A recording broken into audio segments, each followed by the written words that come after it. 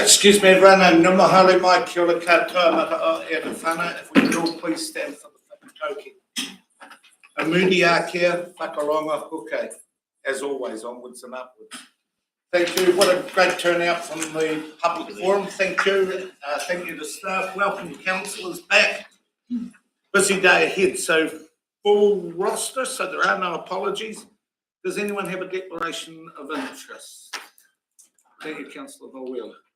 Thank you, Your Worship. Yes, for item number 2, which is the Milton Swimming Pool, I see that 2 organisations, of which I am on board of, have submitted to the in the consultation period, and one is being the Project Bruce Community Trust, and the other being the Tokomaira Community Recreation Centre. The submissions were made by staff members, and I was not aware at the time that they had made those submissions, and I have had no part in those putting together those submissions or adopting them as a board member. So I am comfortable, while I declare this interest, I'm comfortable that I am not conflicted in taking part in this in the discussion and decision making for that item. Thank you for that, Councillor Volwela. Thank you for your transparency, and I actually agree. You have no greater advantage than any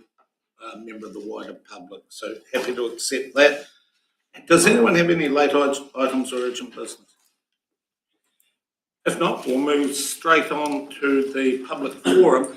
Now, I'm unsure. I should have asked first, but so we've got Craig Gordon from Sport Otago and Veronica Pullen and Kate Stanton from the Athletic Club. Do you want to speak together, all three, or do you want to go individually? Individually. Okay, so being the gentleman that you are, Craig, you want to go first? Thank you. Done. So welcome to both of you. Please, if you could come up to the front.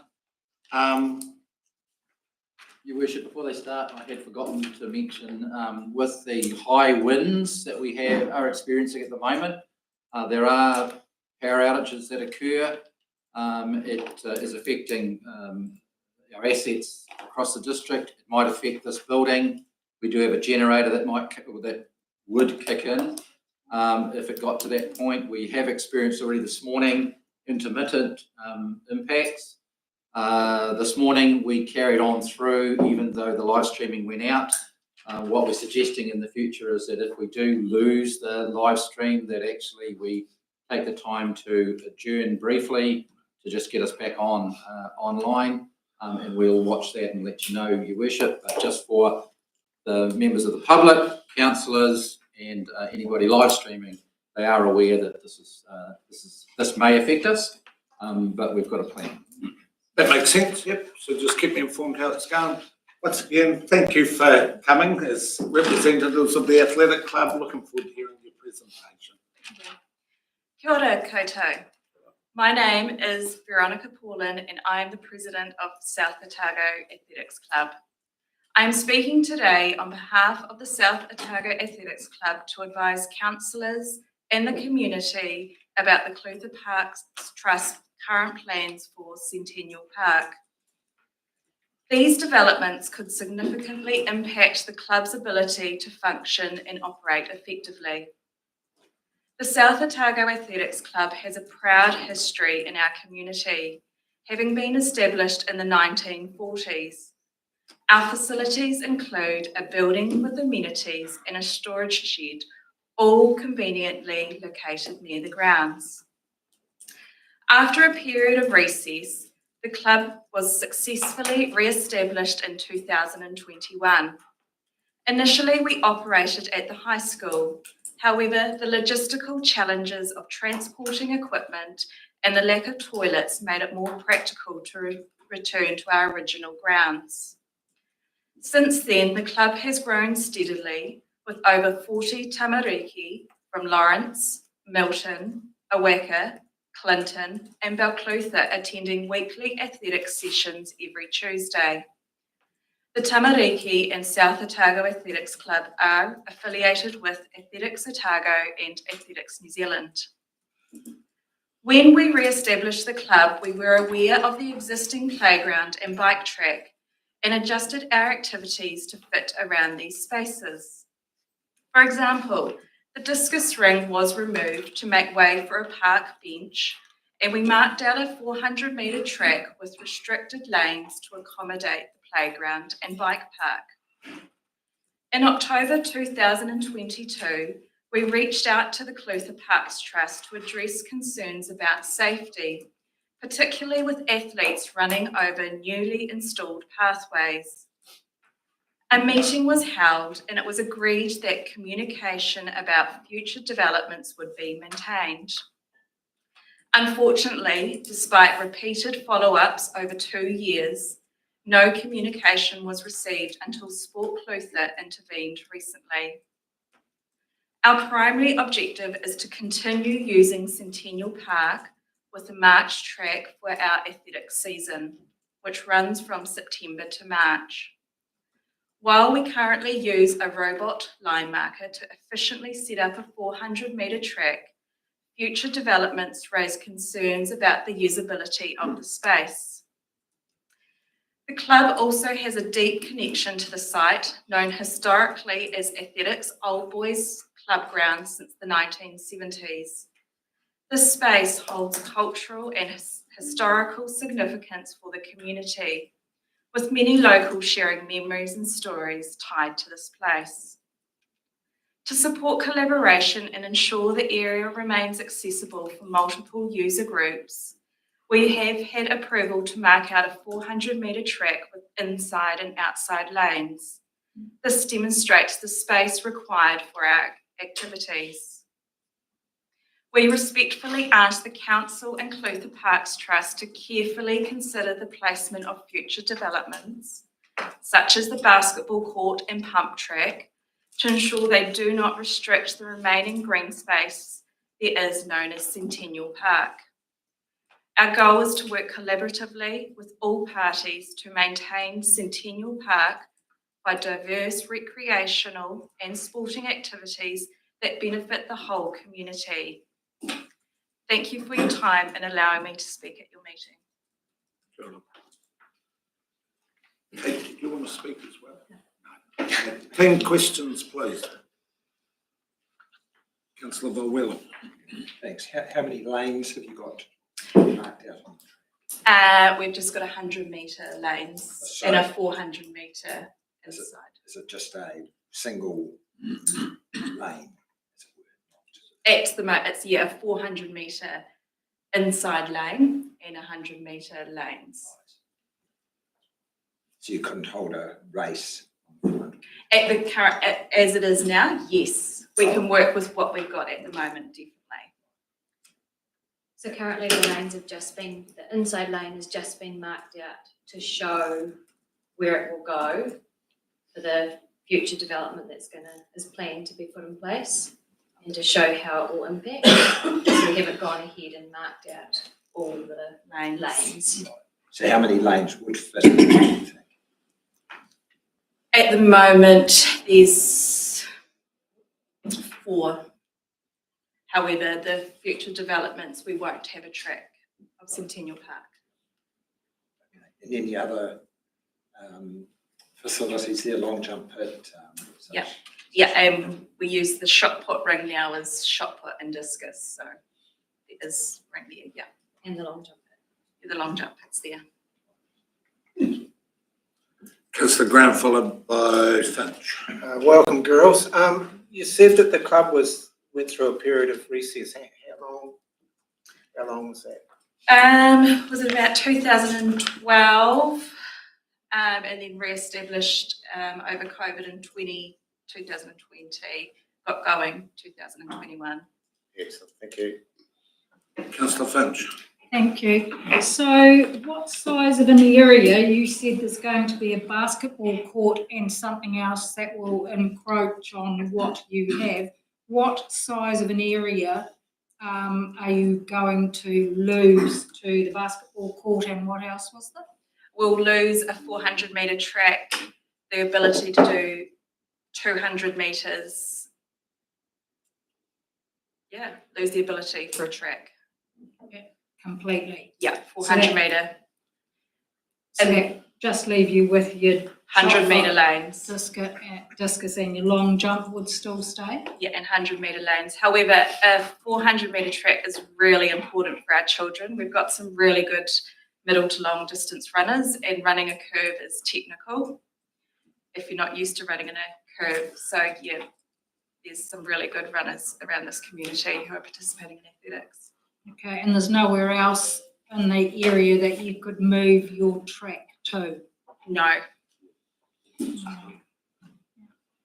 Councillor Martin, followed by Ludeman.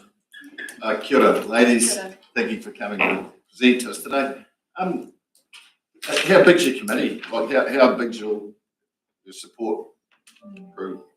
We've got it, well, we've re-established, so we've got 8 committee members, and our club is growing with more volunteers with parents.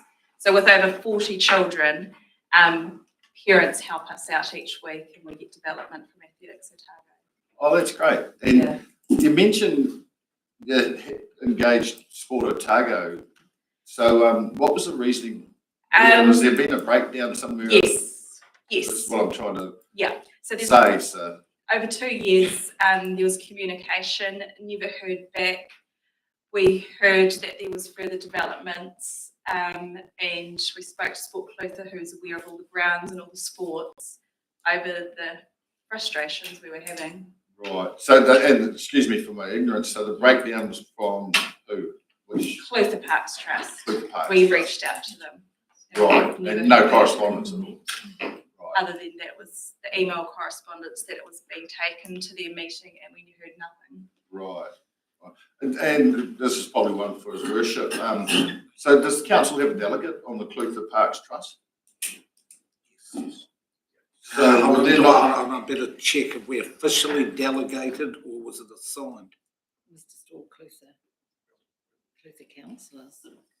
so there was no engagement from one of the fellow councillors from within the Clutha town with. There was, and they, in their email correspondence, advised me that they were no longer on the Clutha Parks Trust. Right. So it sounds like there's been a clear breakdown in community comms here. So I'm struggling with that. So yeah, thank you. Thank you. Councillor Ludeman. I'm probably going to ask the question. I mean, well done that you have re-established in 2021.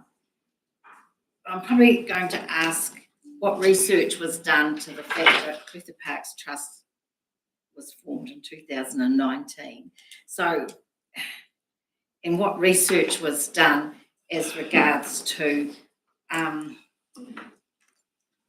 the use for the ground for the athletic club? I guess that goes back to the council and the Clutha Parks Trust. What were their plans for athletics if it were to re-establish?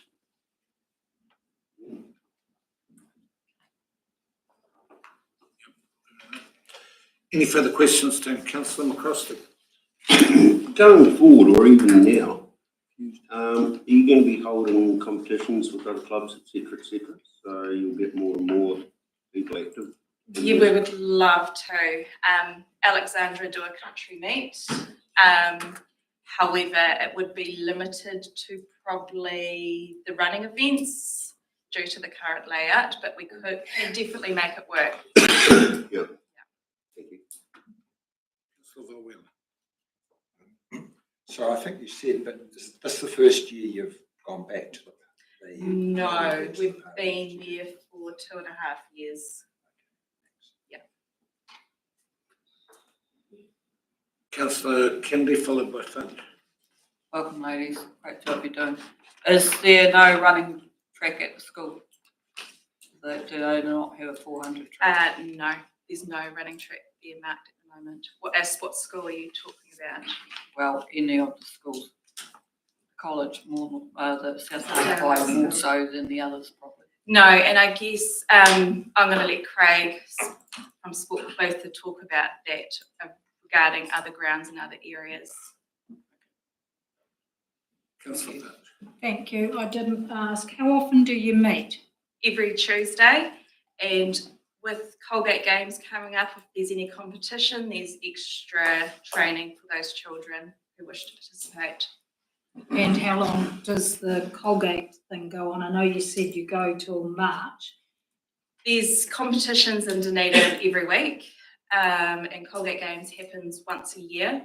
Also, we have an adults athletics currently being run at the moment after the children have gone. We've got adults participating. So the Colgate Games is in January in Christchurch this year, and then another major event, I guess, is Tago Champs are in March in Dunedin. So there's extra training that happens before that. Yeah. And so does that encompass children and adults? Probably the Masters Games for the adults, and they do have a go days through in Dunedin wherever all the clubs get together. And our Otago school athletes attend the Southland Athletics for the school age group. So there's also a lot more training happens before that event as well. Thank you. On top of the Tuesdays. Thank you. Councillor Payne. Thank you, Your Worship, and welcome, Veronica, welcome, Kate. Look, I understand there's frustrations on both sides of the fence here. I am not the appointed member, but I certainly go down and sit there with them to some of their meetings. I understand that you went away, and in that time, Clutha Parks, Trust Parks, have designed their park, and then you've come back.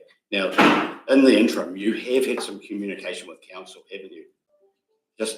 You've had some email correspondence of late. Recently. And look, I'm just struggling to remember what that was. Can you remind me what that was? It was telling you the status. We got approval to mark a 400-metre track of inside and outside lanes to see where it is in position to the future developments of Clutha Parks Trust. But in relation to the council stance with Clutha Parks Trust, they are working with us to see what the last email correspondence was, what can be accommodated or not. We're aware there's developments in the new year. Councillor McTamaney. Yeah, thank you, Your Worship. I've just got Google Maps in front of me there, just having a look on the site. Okay, so the Parks Trust would like a basketball hoop and a pump track there.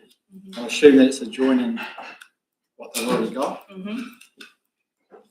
Do you believe there's possibly room in that whole area where those two items could be located separately to still give you that 400-metre track? Potentially, Give them enough space?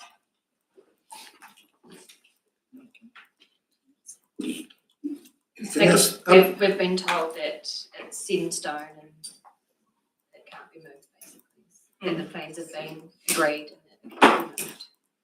That's what we've been communicated. But nothing has been built yet? No, correct. Councillor Graham. Sorry, girls, I forgot to ask.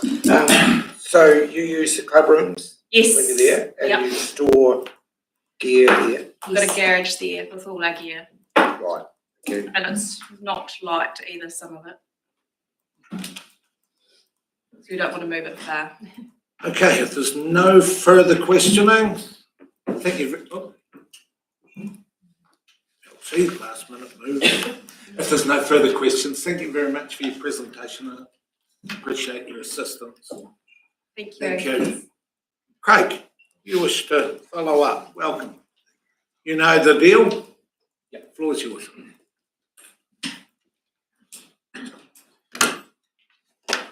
Yeah, I won't keep you too long. I know you've got a lot on. Kia ora, councillors, council staff, members of the public.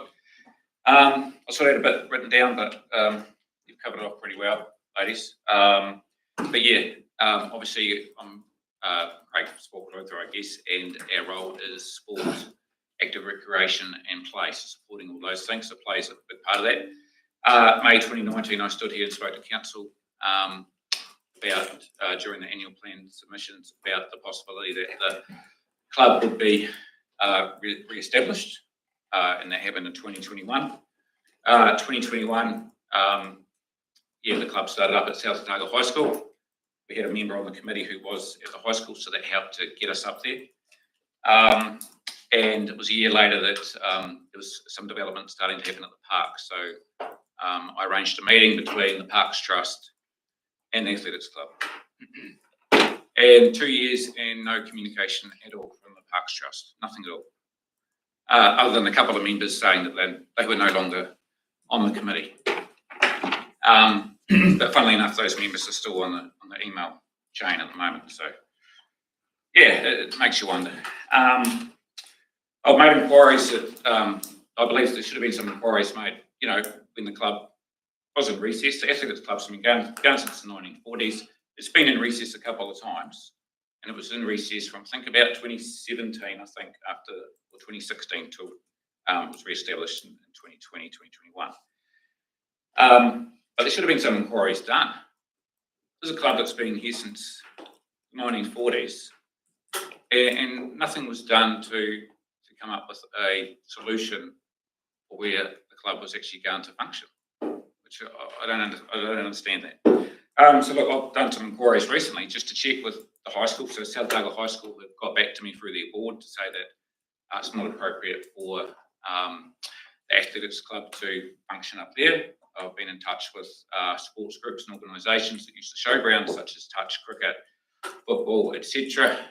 And they don't believe it's appropriate for the club to come back there. That's around things such as timings, ground markings, pre-season trainings, etc. clashes. So yeah, there's a few moving parts here. I guess all we want, all the club wants is a solution, and where their track is going is potentially, obviously the council has communicated really well in the last couple of weeks coming to this meeting, funnily enough. So where the council have asked for the track for the inside lane to show where that's marked, and the outside lane. So the club's done that yesterday, and I guess it's just trying to show if it's going to come into line with where the basketball court or the pump track is. So there's a lot of green space there at the park, and I guess from my common sense would suggest that why couldn't we just move one of those items so the track can come through? I mean, you've got a real opportunity here for a park to accommodate an athletics club that's been there since the 1940s. And mate, you guys need to come down on a Tuesday and see what's going on there. The club is never busier than it is on a Tuesday. There's kids on the playground. There's adults sitting around watching their kids. Some of them are doing the athletics. Some of them are running around and enjoying the park. Like the Parks Trust have done a good job with what they've set up so far. But mate, on a Tuesday, it's just amazing to see what's going on there. And just for a little give, for a little movement, and I know those plans have been set since 2019, but that's 5 years ago. A lot's changed since then. I just don't understand why. A little bit of common sense can't prevail. There's also, I guess, I know the ladies mentioned that there's also some trees being planted on, I guess, the residential side. There's a couple there. If they weren't planted, then that would assist because they're going to impede the long jump pit. So that's just another wee thing. But I really think that if there's a way for the Parks Trust to have a member from the South Otago Athletics Club or a couple of members that they're working together moving forward, even for Sport Otago to be involved on that committee, we are involved heavily in play as well as sport. So to have Sport Otago involved, I think would assist. But yeah, it just needs, I think, common sense to prevail, in my opinion. And yeah, it's so simple in my head, and I can just see. It's not to say one day that athletics track. There's the Jesse Owens Stadium, if anyone's ever seen it in the US. They've got the athletics track, they've got a playground. It's just phenomenal. Not to say that the athletics club does well, and in 10 years' time they could have an unofficial track there. I mean, how good is that for the community and people coming through? But anyway, I'll stop there and take any questions, I guess. But yeah. Questions, team. Councillor Grant. Yeah, thanks, Craig. Can you just clarify? Can you use a device, or spend hours wasted on a device running around a track? Yes or no? What do you mean, device? Well, what I'm saying is, If you've got kids on an athletic track, they're not stuck in front of ice all day, are they? So it's got to be healthy for them. Yeah, and I think we all know that, well, the advantages that athletics has, not just for athletics, but for all the sports and everything that children, it's a bit like gymnastics, it's got so many positives. Councillor Finch, followed by South. Thank you. So how far would the basketball court and whatever else there was have to move? And you did say there'd be plenty of room to be able to have everything fitted in there, no worries? Well, that's from, yeah, I mean, I'm not a surveyor or anything, but from looking at the map, I believe that there should be some minor adjustments would accommodate for everyone. I would think, looking at the map, but you'd have to have someone properly look at that or get an overlay of it. So do you see there being major issues of basketball court being moved? Like, is it not flat ground, or is the major issues why it couldn't be moved? Well, where they've actually got it planned is probably the worst part of the ground. We haven't been able to mark our track there all spring or up until yesterday because it's been too wet. So I don't know what research you've done into that, but it's the wettest part of the track where that's going. So Craig, I'll say, because I will get to a question, of course. For kick-off, I want to see this resolved. But I do also think that, as devil's advocate, I've got to throw it back to you. And the fact that so there's the two, for councillors from outside of Clutha and also not familiar with. So athletics, Old Boys dissolved basically in the 1990s, somewhere in those mid-1990s. So they held the club name as such because they had a representative on the Otago Rugby Union, so he needed to have a team. But there were no teams playing down there. There was no rugby team. And for years, the athletic club struggled and sort of just morphed into recess. At the time when we were maintaining two big rugby grounds, the whole area council was just mowing lawns. It was just a dirty, great big paddock to mow. And part of the community consultation that we've had went out, and this is where the Parks Trust came. The Parks Trust has worked for years now developing a plan. As a council, and I want to put it to you, Craig, what were we to do in the years of recess, with the costs to the ground, with the non-utilisation of the site, and then there was this group that has fundraised, give me a figure, it's a fair swag, yeah. And it was in 3 stages, and they were transparent with the stages. This is the big plan, stage 1. Stage 2 now, is it? Might be stage 3, don't even know. But they've clearly articulated over the years that they had the wider plan. And when they started and they designed it and they did all the scoping, no one said anything. When the stage 1 was done, no one said anything. And now that they're, I want to support community groups. And now we're bestraddled. And as a council, I'm sitting here and going, how come, when all this happened, there was total silence. And what we had said as a council was, if in the event and the possibility that the athletic club was to reform, the rec centre has been established as the sporting hub of our district, and our preference would be for the discussions to be had, for the ground to be out there, and we have that sporting hub. We've got 14 playgrounds in Balclutha and numerous sports fields. What were we to do as a council, Craig, in all those years of silence? I just feel there should have been a lot more investigation into with the athletics club. If you're going to talk about the showgrounds or the rec centre, well, what was done about that? What was looked into?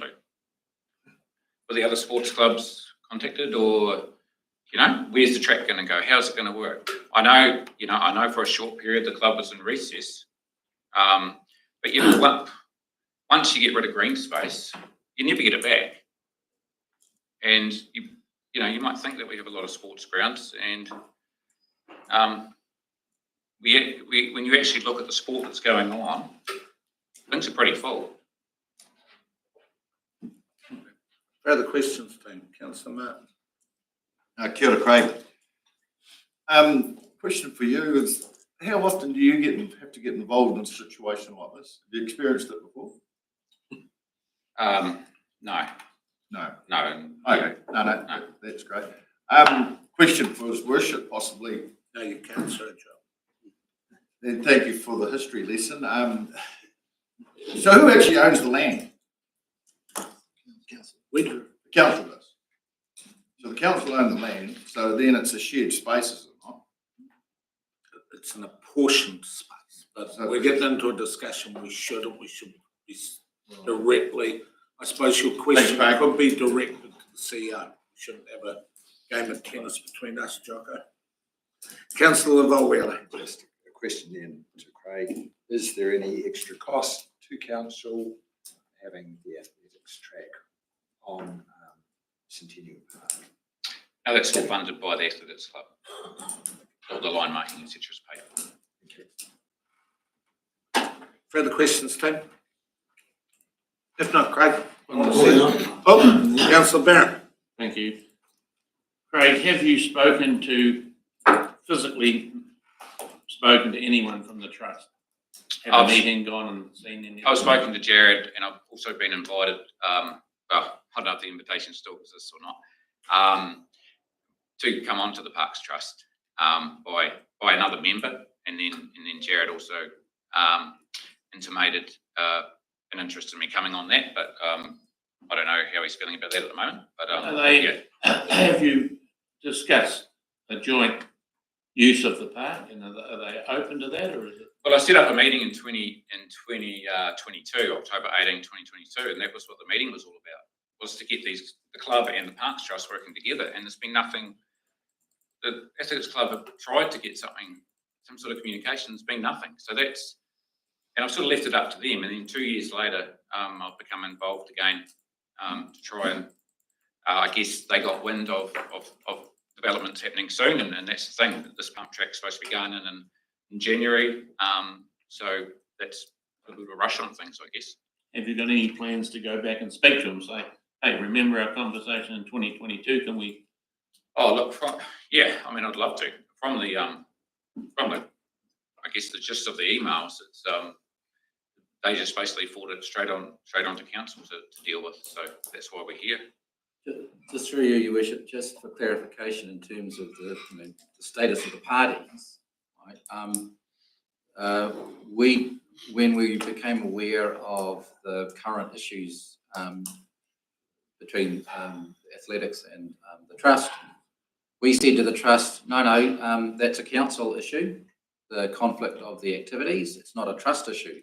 The trust is actioning the master plan that council approved in 2019, and the master plan in 2019, which was the same time actually, in terms of what Craig mentions, the annual plan that he presented and talked about the plan for athletics.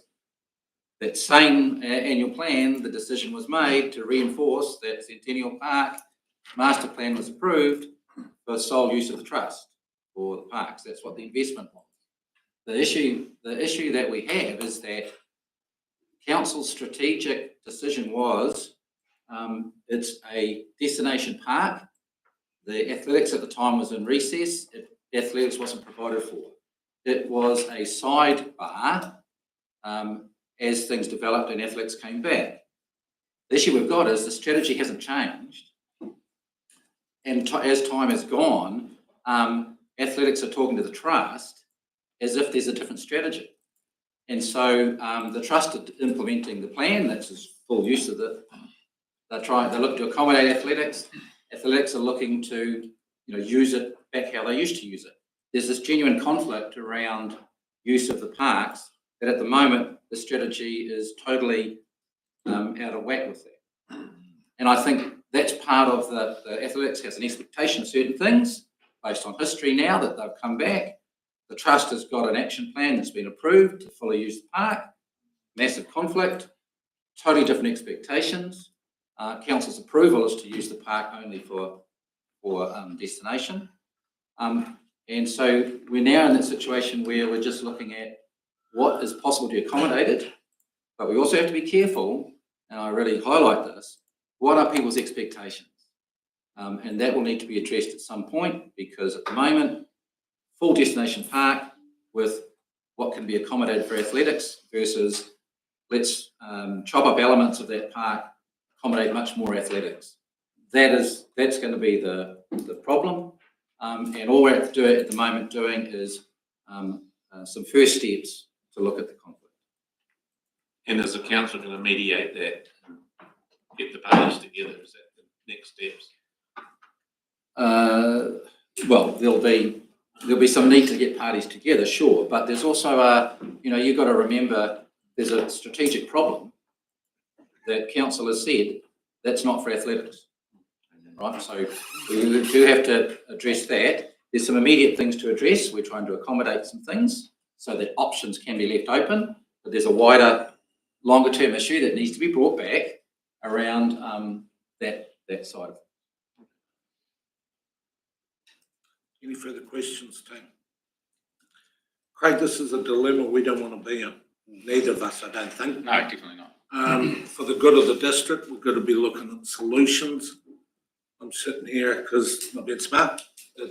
I've heard this is the first official approach we've got, and we know the clock's ticking because I don't even know. Can someone help me?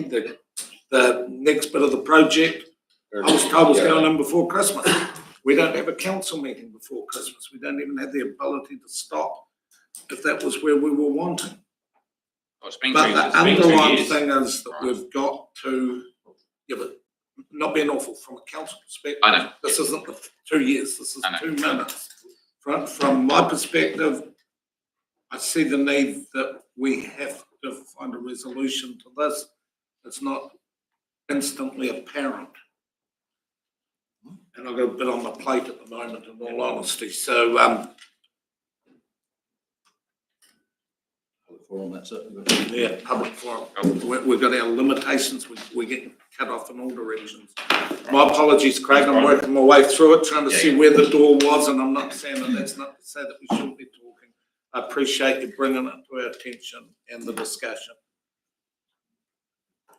Interesting, councillors, we've got to probably see where we push that up somewhere along the way. Don't So know. can I just ask, Steve, will you work through that in the next couple of days before things start progressing in the past?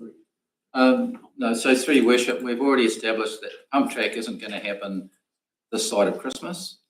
And it's not happening because of all the debate that's going on that the trust is aware of. And so they've advised me they're not putting the pump track in before Christmas. At the moment, it's scheduled for after Christmas. And as I said, the first step we've asked to be done is mark out what you can mark out and let's have a look at what that would mean. And that's happened, and some staff have been down there today. So we're looking at that side. Okay, thank you. So could I at least encourage Clutha Ward councillors go down and have a look at it? Let's get a better idea in our head of where we're going. And let's get to it. Okay, team, public forum. Oh, sorry. I should ask, is there any other member that's had any other member of the public that's had an epiphany moment and now wishes to speak? Still all right, Benji, good as. Okay, we'll move on to the first agenda item, local water done well. On page 6, Steve, do you have anything you wish to add to the item? No, your worship. Hopefully the report can be taken as read. It's reasonably understandable in terms of what's being asked of us, asked of you to determine, and happy to answer any questions. Thank you. Can I just make councillors aware, just with where we are with the items on today, I'll be holding tighter to standing orders than usual. So we'll be going through recommendations individually. Remember, one go at talking. Stick to the questions, then stick to the discussions. Can't have the latitude that I usually run on one of my loose meetings. So, questions for staff, please, councillors? No questions? Well, sorry. I'll go Councillor Catherwood, followed by Macadamity. Oh, I suppose the question would be is the cost for option 3. We're looking for 2 options for that. No, councillor, one of the recommendations is that you can go with 3 options. So the extra cost to create the 3 options. What we are looking to do is actually work with DIA to assist us to populate the status quo and a reasonable part of the single council controlled organisation models. The multi-council CCOs, that is likely to be us in combination with other councils in which we are sharing costs. So it's only the development of the plan. We don't have a quote for that, councillor. I'm just saying that there will be one part of. If we have any friends, it'll be one part of a number of friends. If we don't have any friends, we'll be creating a multi-council option without any other councils. So there's no estimation of cost and where that would be funded from as the creation of more debt. We're going to throw up waters. No, so just to be clear, what we're talking about, the job is to create a delivery plan. It's just a planning. We're doing planning, putting figures together and doing that. It's not the cost of setting up a CCO. No, I understand that. Right? It's just the work to do the plan. There's no more consultants, there's no more extra costs, extra debt. Well, I'm just saying to you that the multi-council one will need to be done probably with some consultant support, but it's going to be shared amongst the councils that are putting their hand up to work on the joint option. So that's an unquantified cost. Councillor McAtamley, followed by myself. Yeah, 2 questions around the multiple CCO discussions. One of them is around the harmonisation of pricing. That it's got an agreed pathway and timeline, but that will always be negotiable with it. That may not even occur. There's a possibility that it might not occur as part of an organisation. Is that correct? That would all need to be determined as you go through the process. But I don't think you would have that as potential harmonisation, etc., in terms of the plan. You don't have to have that level of detail for the plan. It's only potential. And the second one is when the 3 waters was proposed in Entity D, as a council, we spend a long time working through how this would impact on rural water schemes. So I'm assuming from a Clifford Council point of view, we would again be quite strong going forth into those discussions as to how our rural schemes will work. Yes, through your worship, yes. I can't see us, successfully completing, the plan around the multiple CCO without doing something to include our rural water scheme. There's a couple of those councils that don't have very strong rural water scheme in their district. Any further questions before we, Councillor Phelps? Just through the chair, just so I get it clear in my head, like on option 3, the council still own the asset and the governance is held by directors. So I'm just wondering, like in that case, do we have any input to getting things done or repaired, or how's it? Like if it's if it's been governed by someone else, not by us, how do we get on for getting things repaired, fixed, or? So the 3.2 single council CCO, that could be council asset owning, or it could be CCO asset owning. So there's 2 different ways of doing that. 3.3, it's most likely that the multi-council would be CCO asset owning as opposed to council asset owning. That's how that would work. So the different models are either more or less likely to be council asset owning in that sense. The moment you go to a CCO option, you're always You've always got the issue around a board, and is it independent or not? The multi-council CCO is likely to be an independent board. A single council CCO could be much closer tied to us in that sense, but it's still going to have a board, and it needs to be an independent board. The moment you have a CCO, you've got some form of board, and you manage by statement of intent. Any further questions, Councillor Payne? I have a question to you. Look, number 3, multiple CCO seems to be the way to go for me, but I do have some concerns because I don't understand. I understand the governance model. I don't understand what happens to our in-house people at the moment. What happens to them when we form a CCO and the governance is out of our control? So just a couple of things. I'll take one point back. Is what we're asking you to do is we have to consult on at least 2 options. Yeah. So it has to be either status quo and something, but it can be more than 2 options. And that's why we're saying you can consult on all 3, right? So just to be clear. And then the moment you're talking about a council controlled organisation, you do need to have a separation. And so if you say our in-house staff won't be in-house per se, they'll be CCO staff. If you talk a multi-council CCO, you've got to work your way through what will be the staffing requirement for that entity, and they'll have to work through what are they looking for that. But we do know that just as an industry, they're all short. So we always said, even with entity D, that everybody should have a job in Three Waters somewhere because they didn't have the numbers of people necessary. Hope it answers the question. Yeah, the devil will be in the detail, won't it? Yeah. Thank you. So further questions to Councillor McCrosty? Don't know whether it makes any difference. But like we've set out our own, taking the water in-house, Steve. Has anybody looked at like a multi-buyers group between the councils, because we have our staff here, as to the option of being able to fund all that stuff as a collective, but still retain our own people that know our area?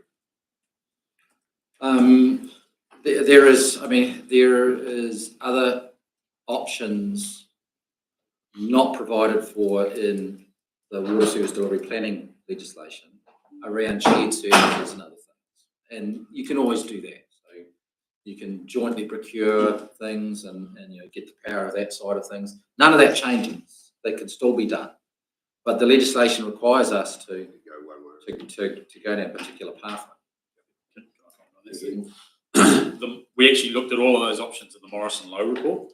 So they were considered against the other options, and they didn't meet enough of the objectives. So in the Morrison Lowe report, we started off with 40 odd options. We shortlisted it down to a handful, and then refined it down to the ones that would actually give the biggest benefit across all of the criteria we're trying to analyse. And so absolutely those things are in the Morrison Lowe report and considered early on in the piece. Further question, Councillor Lerman? Do we have an indication yet as to how many councils might join as a multiple CCO? Is there? So I'm happy to give an update, but I can't do it in question time, so I'll do that as soon as we go to general discussion. And if His Worship's got a better update than ours, we knew technically two councils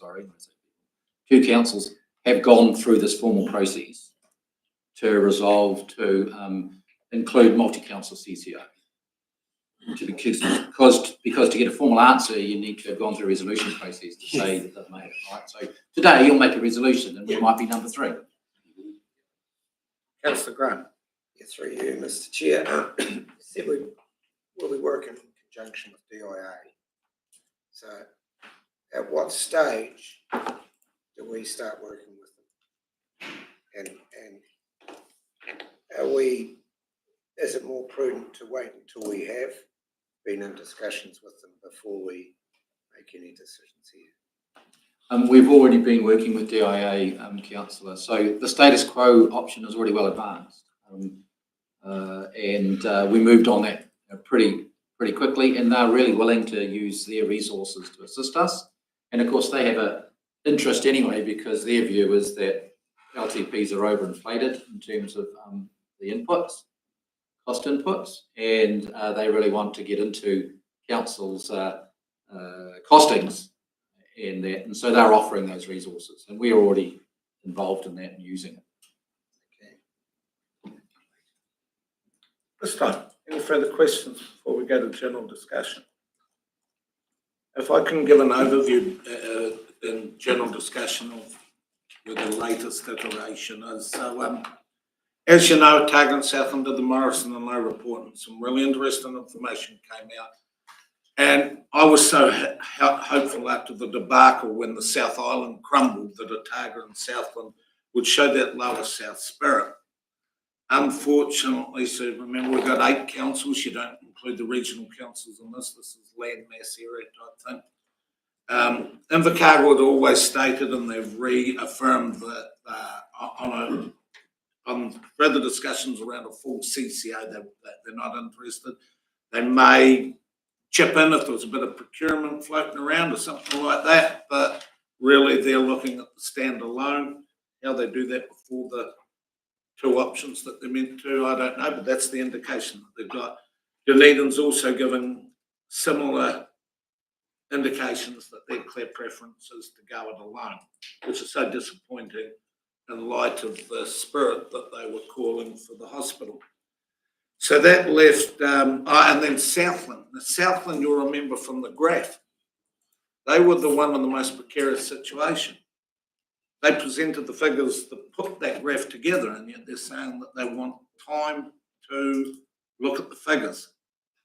Time is not what we've got. We've got to do a water plan. Pretty much it's got to be all done and dusted by middle of next year. We can't wait for them, because you've got to remember that we were one of the few that had the courage to do an LTP that went out, was transparent, and showed to ourselves and to the public our situation. Remember in our situation and how we have been most concerned about it, and yet there were graphs in that and that showed that others should be more concerned. So Southland's got to go through a process they want to. We're saying we can't wait. Maybe we can, but at the moment, Southland, due to their actions, is out. So that left Waitaki, who has been in discussions with Canterbury. Possibly those discussions are coming to the end and they're back into the fold, but it's got to get ratified. The 2 that have ratified it are Gore and Central Otago. And in recent days, Queenstown came back into the mix, which is interesting. So they're talking tentatively, I suppose you'd say, and that's what we should be doing. We should always be keeping our options open.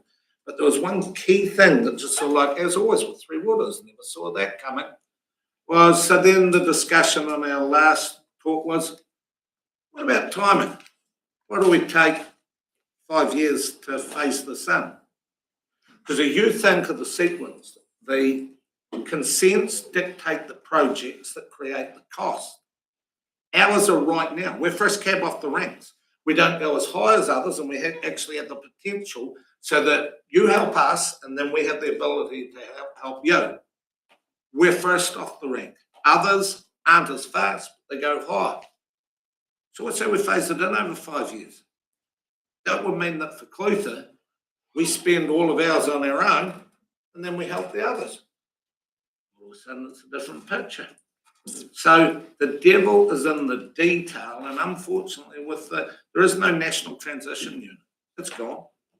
Its sole task was to help put these combinations together and give us an independent view of it.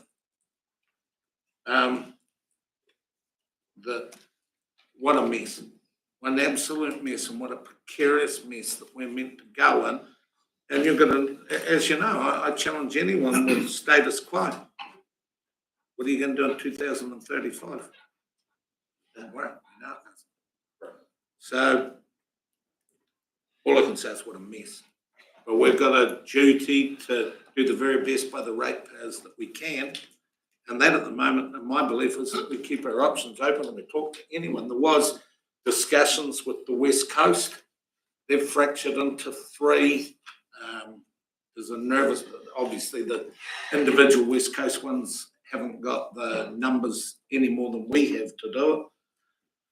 There was discussions that maybe the lower Canterbury ones might come into a conversation, but that's drifting away. But this is all subliminal stuff. It's not like anyone's having the big powwow and we're doing the deal. We're ruptured, we're shattered, we're trying to put it together. It's like putting a jigsaw together, but you don't have all the pieces.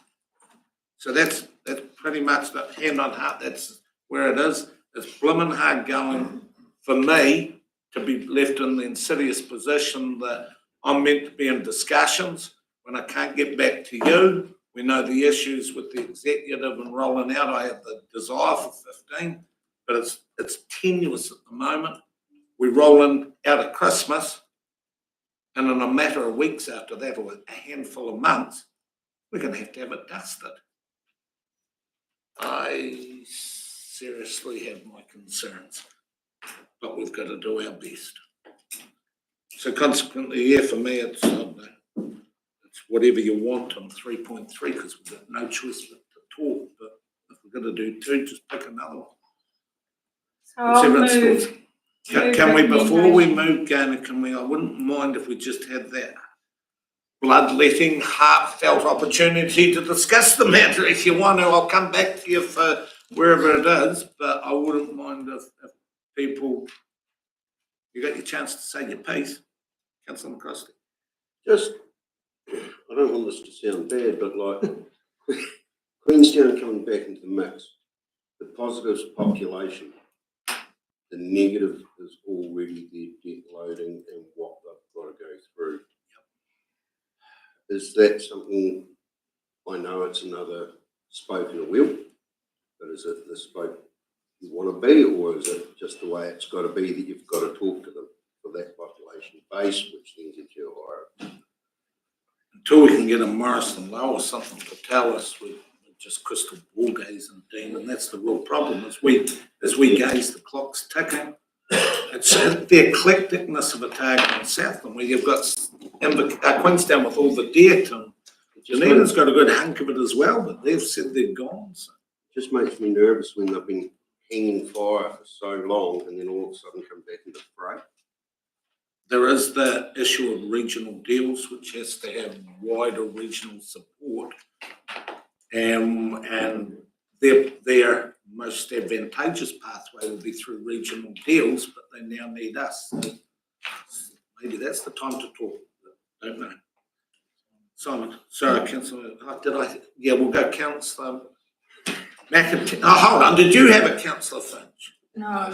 So you go. So it is Councillor McAtee. Yeah, just a comment there on the regional deals. I mean, the government said that they're only going to do a handful, and they're going to be over 7 years, and they're going to be in areas of high growth. So I don't really see that as particularly being no headway for us there. But So I should say that now in recent weeks there's been the next iteration of flying the plane and building at the same time, where it has to have the involvement of councils.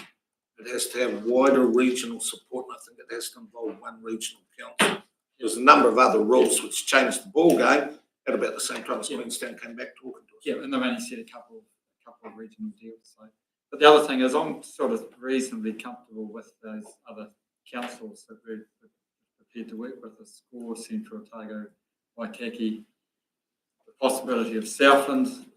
They're all reasonably similar size councils to us. They're all based on got lots of small urban towns and rural communities. We do have a lot in sync with them, and they're probably a comfortable grouping to push forward with, even if the big cities don't come in. We have a lot of commonality. There is a lot of commonality, but our Achilles heel is we've got one sewage or water plant for every 287. Connections. What we desperately need is critical mass and numbers, and the groupings that you just said. So we're all the same because we've all got the same problems as well. But So we'll be able to work with them well. We've always had that close affinity for them, but we need Morrison and Low, because I was really surprised to see Southland come out where they were. Who knows? Throw the numbers back in the mix, but we don't have the ability to do it. It's a Morrison Low or an independent to go away and do it for us. What's everyone else's Brent? We've taken our water over. We're running our three waters, there's been a bit of employing people doing it. There's, and we've got a team. We've got a team that Steve's running, and we just need to tidy some issues up, obviously. But we're doing it. Now, I'm comfortable with that.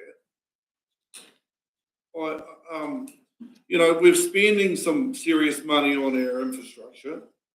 We come to sort of an agreement that we're going to stop and we're going to say, no, it's bankrupting our districts, this whole water thing. We'll do it to the best of our ability, but no. And I thought that's what we were going to have a conversation about. Forming in with other groups that have all got, that we don't know what their infrastructures are like and various other things, but at least now we can control our three waters. You form another entity and it becomes like we had Sirdale. We had Sirdale years ago with the roading, and then eventually we sold that off, so we didn't have any of that. So it just worries me of what we're going into. Like, so it hasn't, going forward, we can control what we've got now. Councillor Grant, followed by Mark.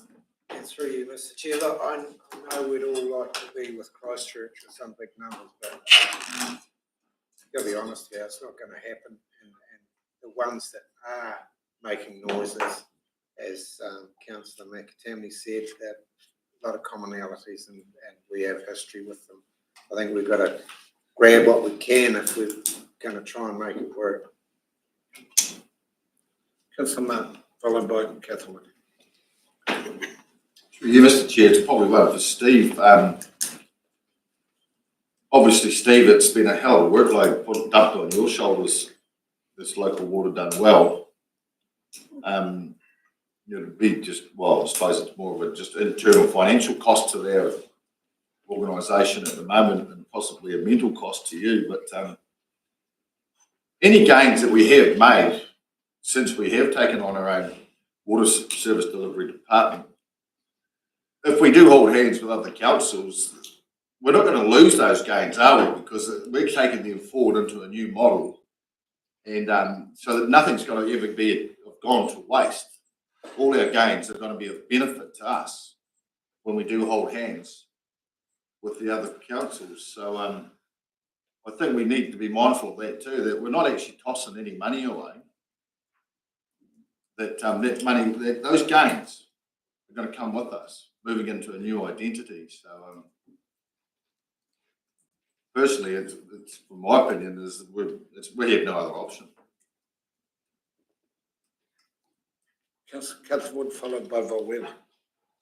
The recommendations, I'm trying to get to the end of this and discussion. So we're looking for a minimum of 2. The government's informed us we have to get a water services delivery thing. We have to give a minimum of 2. We've got a status quo, which is actually in-house kind of single council model. So I'm happy myself. I'm actually happy if we just choose 2, which is the 3.1 and the 3.3. Multi-council. I mean, we've done the work with Morrison and Lowe, and I'm sure that once we work out who else is involved in the multi-council, there isn't going to be an exorbitant extra cost with the help of the DIA.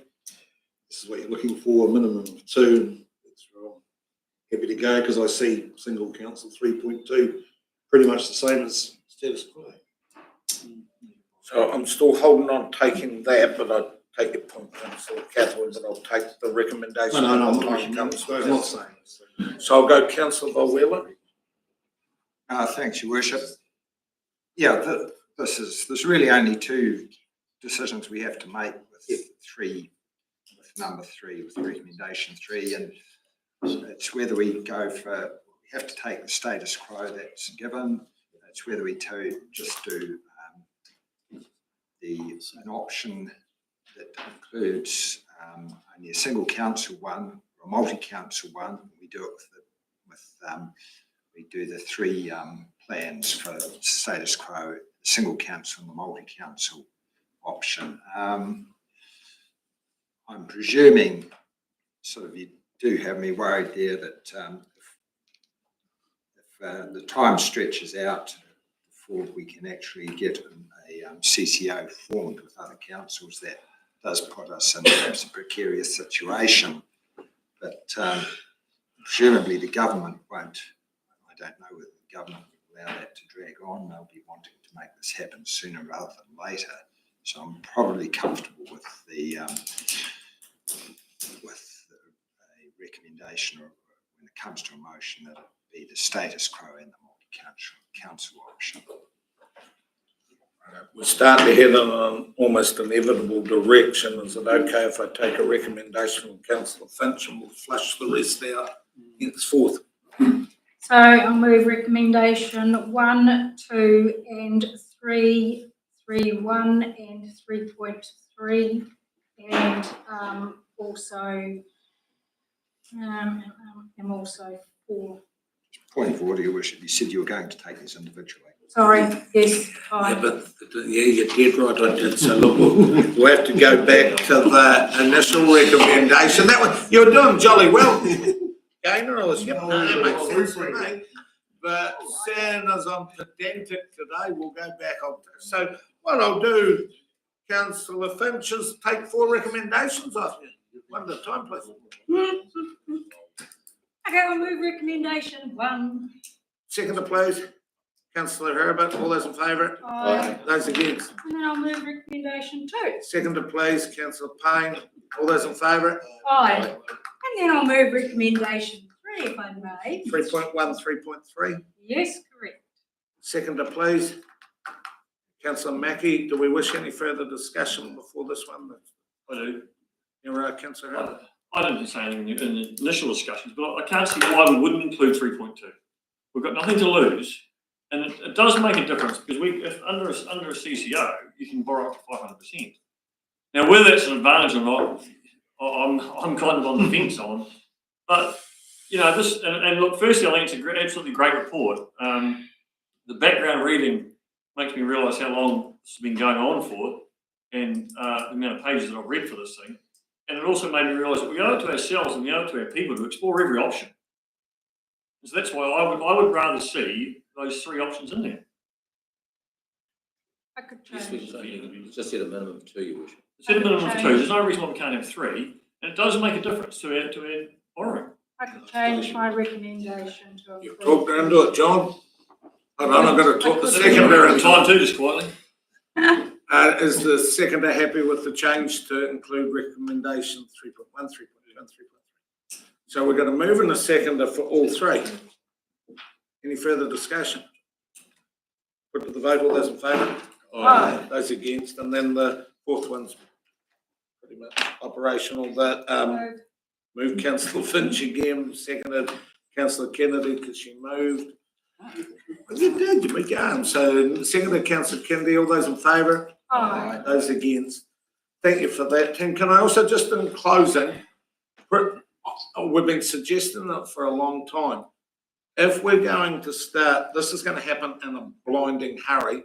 We need to start looking at having a dinner or something with Central Otago, with Waitaki, with Gore, with the wider councils, because all 15 of us will be putting our hands up and they have that wider understanding. So can we please remember straight after Christmas? Right, on to page 15. Do that, yeah, on to page 15, Bruce Communities Facility. Donna and Peter, welcome. Yeah, Your Worship, whilst Donna's coming up and Peter's coming up, and whilst they are listed as the prepared by, it was a team effort and we've all had a good go at this report. And I just wanted to lead the report in terms of things to note first, and then Donna might have some things in there already, and maybe she was going to say the same things, but we'll soon see.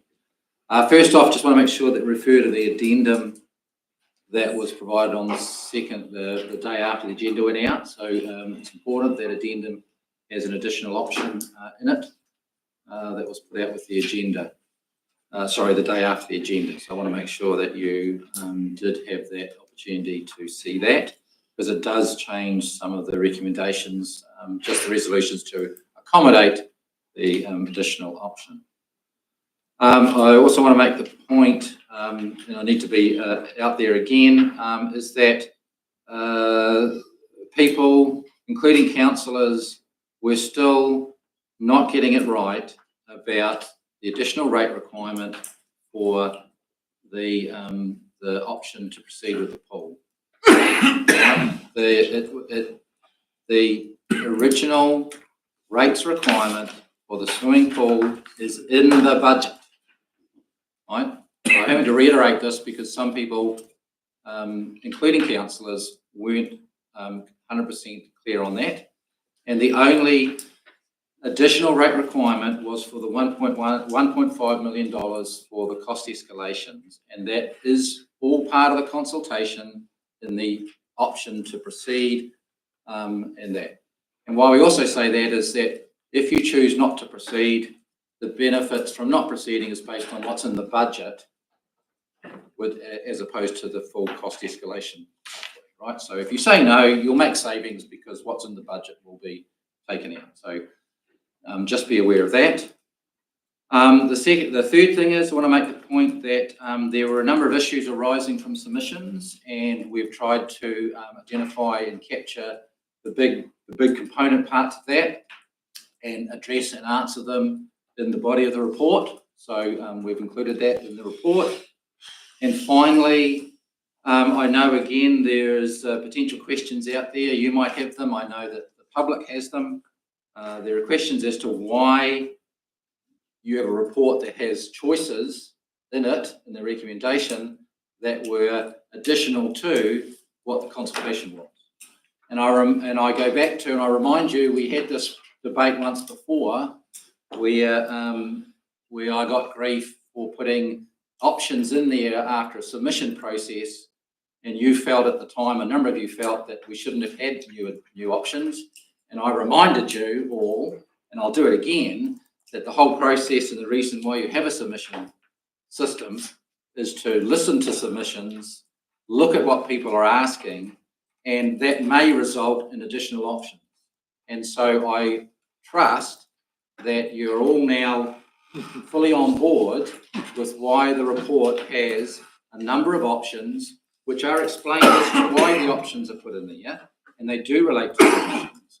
But I hope you're on board with why there are options in there more than what was just consulted on, and I hope we don't have issues associated with that, and we can just deal with the merits of the options. That's my points, Your Worship. Donna, did you want to say anything else? Thank you, Steve. So through you, the Chair. So I'm really glad that Steve mentioned this. It has been a huge team effort by many members of our team, pulling this all together from different streams of our professional areas that we work in. There's an awful lot to take in and digest with the attachments as well, and I really do appreciate that as well. So on that, I'll take it that the report has been read, and we're open for, I'm not sure how you want to handle this as far as... If we don't have anything more, Donna, we're going ahead to handle it. Thank you. Yeah. Thank you, Sue. Please stay around, Peter and Donna. King, firstly, questions to staff. Councillor Barron. Thank you, Mr. Chairman. Donna, this is a complex and big decision that the people around this table are going to have to make today on behalf of the ratepayers of the district. And it's important that we get all the facts so that we can make an intelligent, informed decision on this. I'm going to leave my submission points till the discussion part of it, but I've got some questions about this report, if I could go through those first. On page 19, starting with assessment of options, it says in October 2023 that BCT had an indication from Otago Community Trust and the Lotteries Community Fund that applying around April 24 and July 24 would be a better time to get the anticipated funding. The question is, did the BCT apply, and if yes, what was the outcome? So through you, Worship, my understanding is that we can't, and members of the trust are here, but we can't submit the full applications until such time as we can push go on the project. Is that correct? That's a no. Yep. Paragraph 5 also contains that statement. The group has indicated that they believe they will be able to raise approximately $2 million but will rely heavily on significant grants from external funders. Application cannot be made to these funders until council approval to proceed with the project. My question is, the council has agreed to underwrite the 2 million if the project proceeds, but also reserves the right to award or not to award tenders for the project.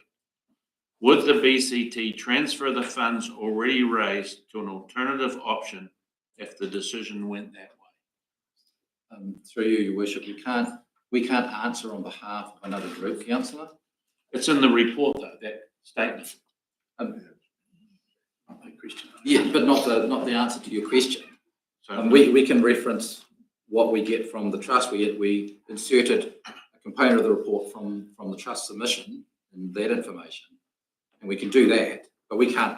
If you answer a question additional to that, we can't answer on behalf of the trust.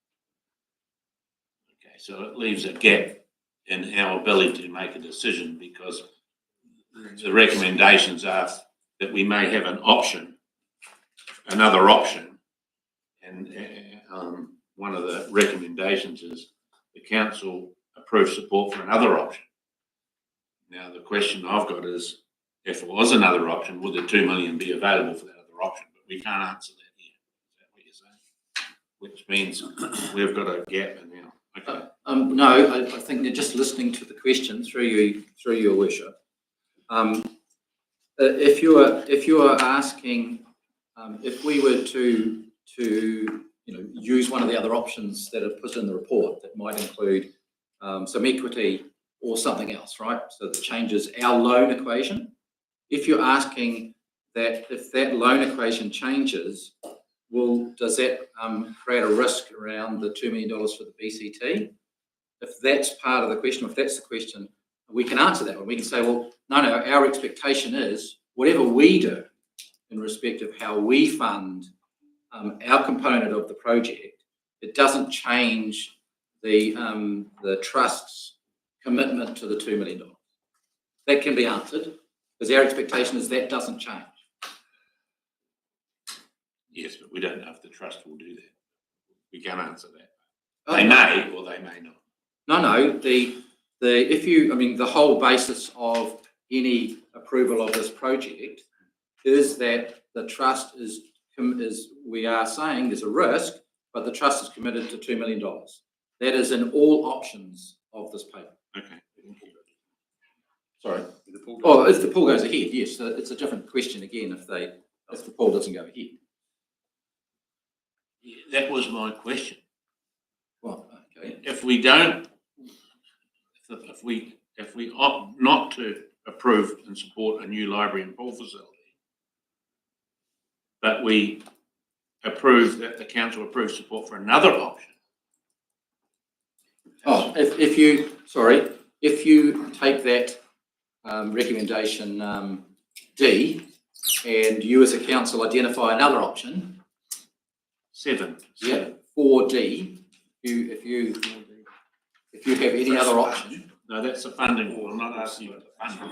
I'm asking about recommendation 7. Yes. Well, in that instance, we have no information. We can't answer that. No. Okay. Thank you. Moving on to paragraph 6. It states at the start there that this option provides many social benefits.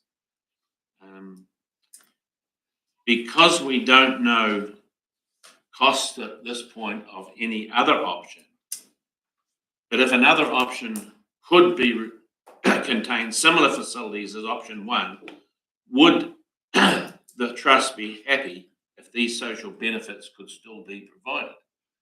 Now, that's another question for the trust, is it? Correct. We can't answer that. It states option 1 will meet or exceed the current growth projections for Milton. Can you tell me what the projected population of Milton is expected to grow over the next 10 or 25 years? Through you, Worship. So I could actually only access, it was from Stats New Zealand, their latest information, which is quite old. The projections were, I can't recall off the top of my head, but I can certainly bring that back to you. Yeah. So you have done those research.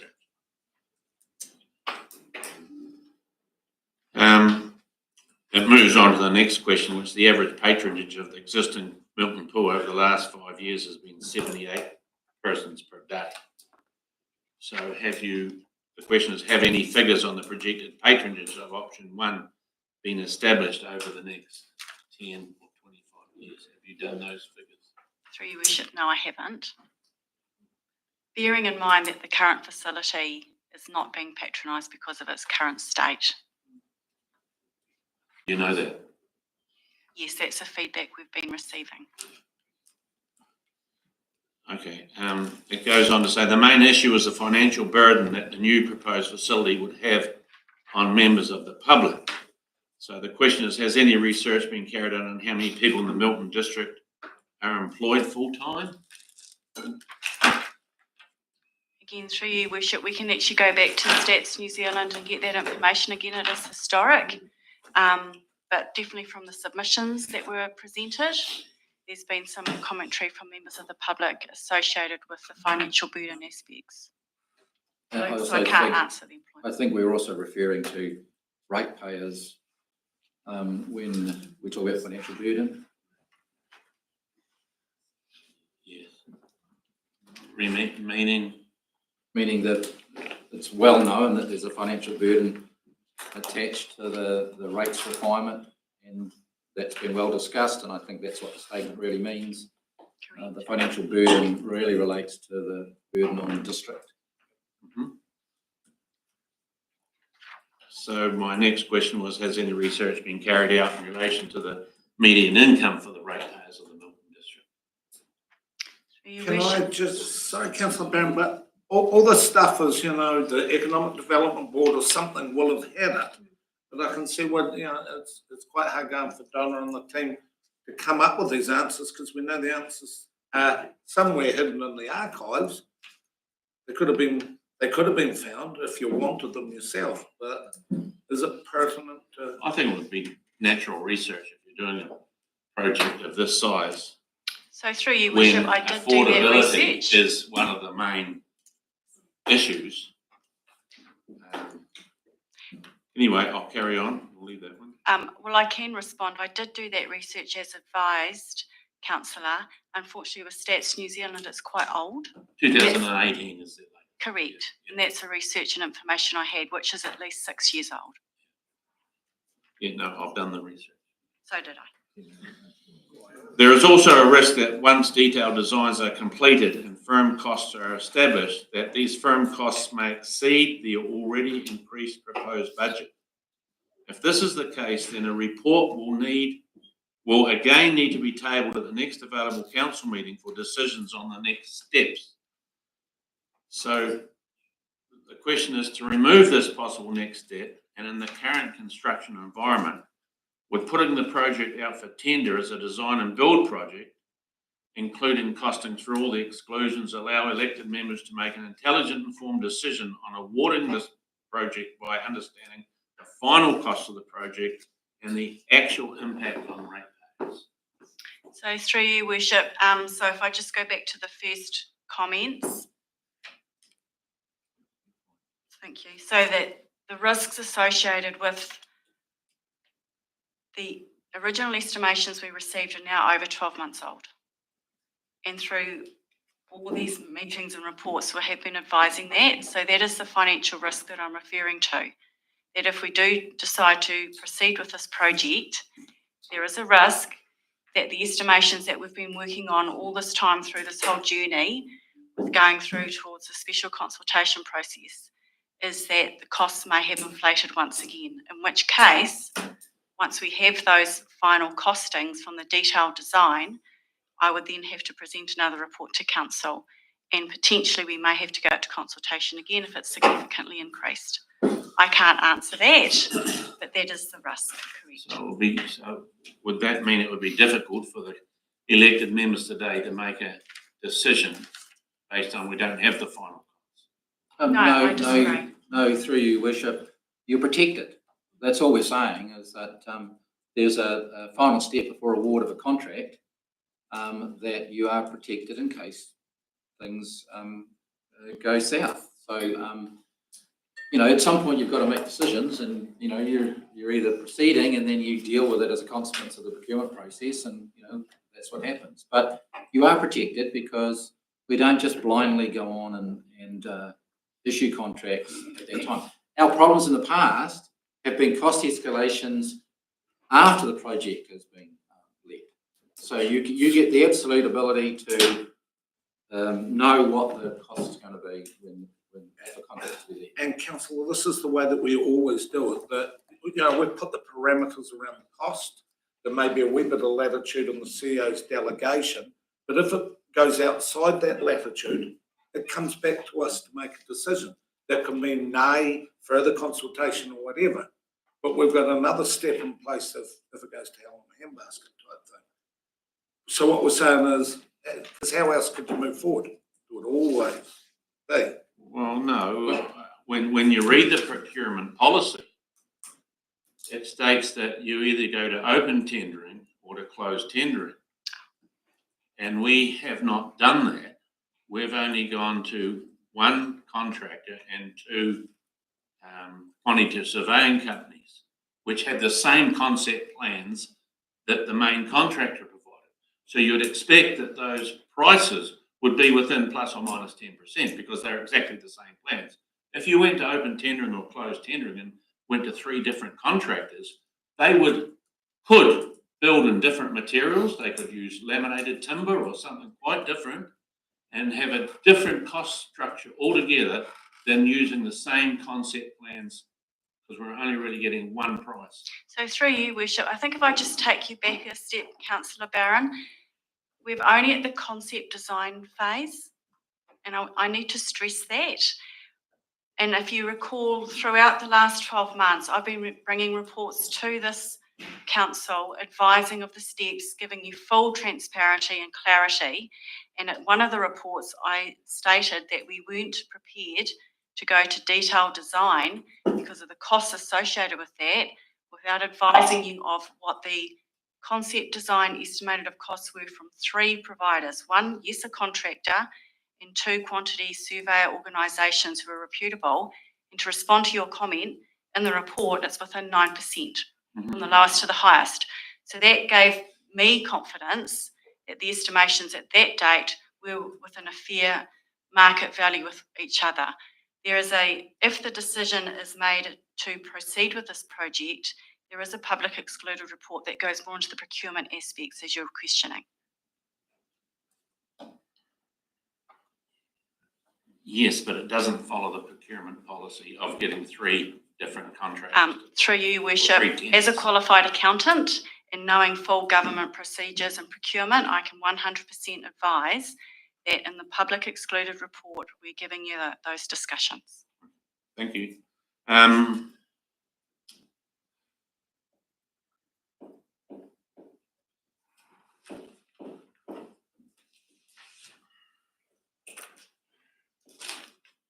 With option 2, which is on page 20, it says option 2 considers infrastructure upgrades to the current site where cost analysis will need to be determined. Have the infrastructure upgrades been established? And if yes, what are they? Through your Worship, no, we haven't done that analysis as yet.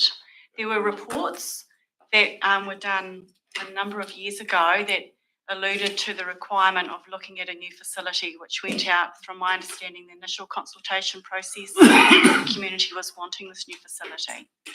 And from those reports, it itemises the unstable grounds and the current conditions then of the current pool in particular, and the earthquake requirements for the current library.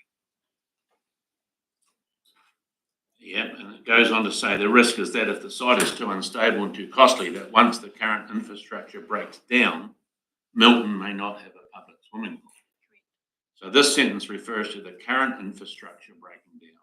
The sentence above refers to the infrastructure upgrades.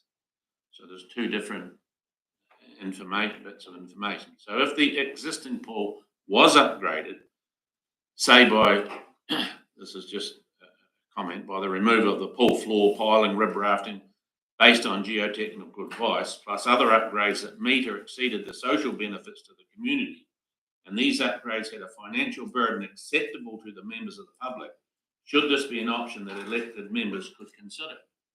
That's why we're here today. Yes. Yeah. It's an option for you to consider. The issue though, through you, Your Worship, is that we didn't have that information to be able to reliably put that to you as an option, right? Because this is what you're suggesting is a whole track of work to go down to try and give you certainty around that, what that is. That's why all we could say was either proceed with the project or not, and we'll deal with these risks as a result. We can't quantify that. There's a pathway of work to be done. If you say no, that's fine. It will include the sort of things you're talking about. Agreed. And I'm just speaking on behalf of the ratepayers who made submissions regarding that point. And they says, how can we really make a submission when we don't know what the cost of the upgrade of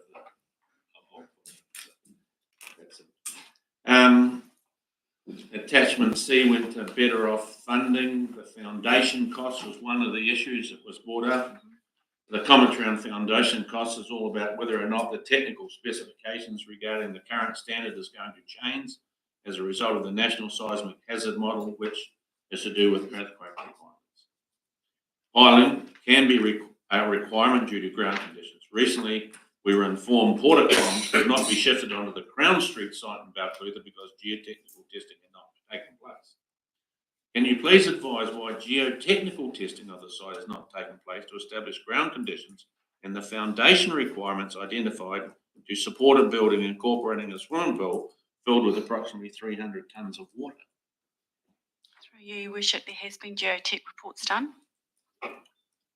Is piling required or not as a result of the geotechnical? Sorry, the foundation questions from the submissions were associated with new technical standard requirements, which we've categorically advised that at this point in time, our council is not choosing to adopt those because they're voluntary. Yeah, that's to do with the earthquake hazards, not the ground conditions.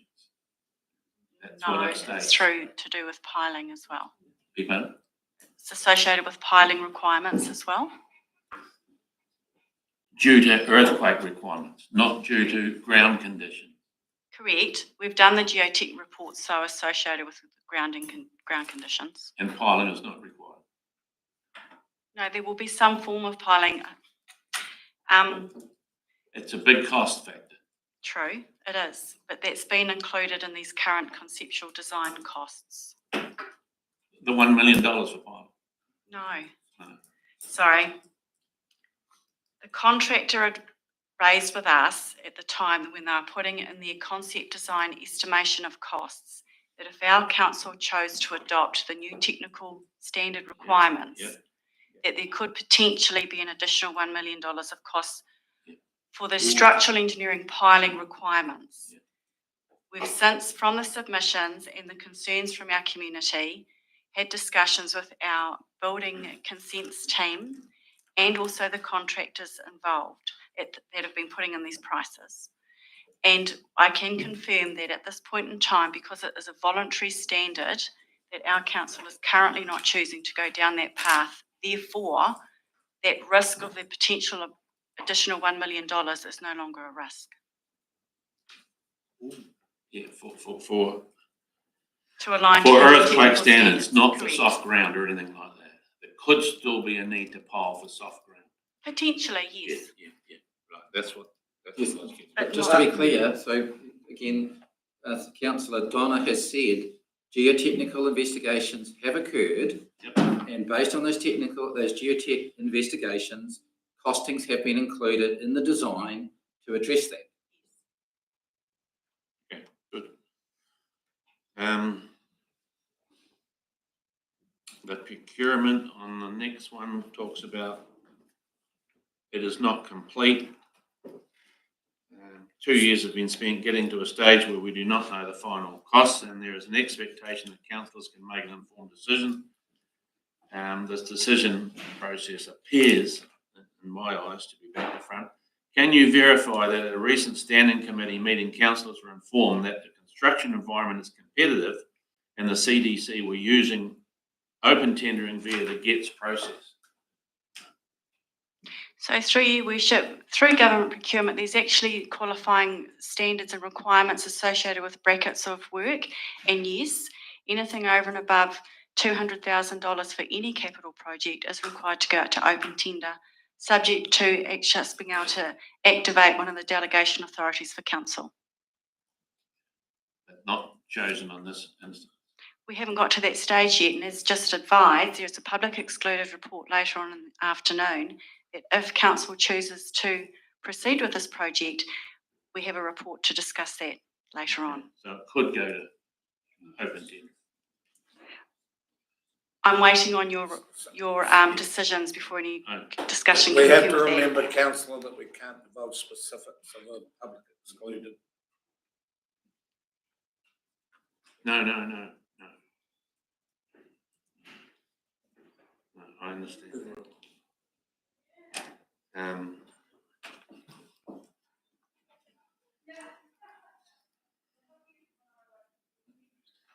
That's all. Thank you for that, councillor Barron. Further questions, Tony? No further questions. Councillor Cathwood. Through your worship. So, well, just on that, listening to this foundation questions and answers, so do you not think it's best practice to go to the highest standard? Through your worship, that's not my decision. Our So that decision building department has, I think I included the extract, didn't I, from the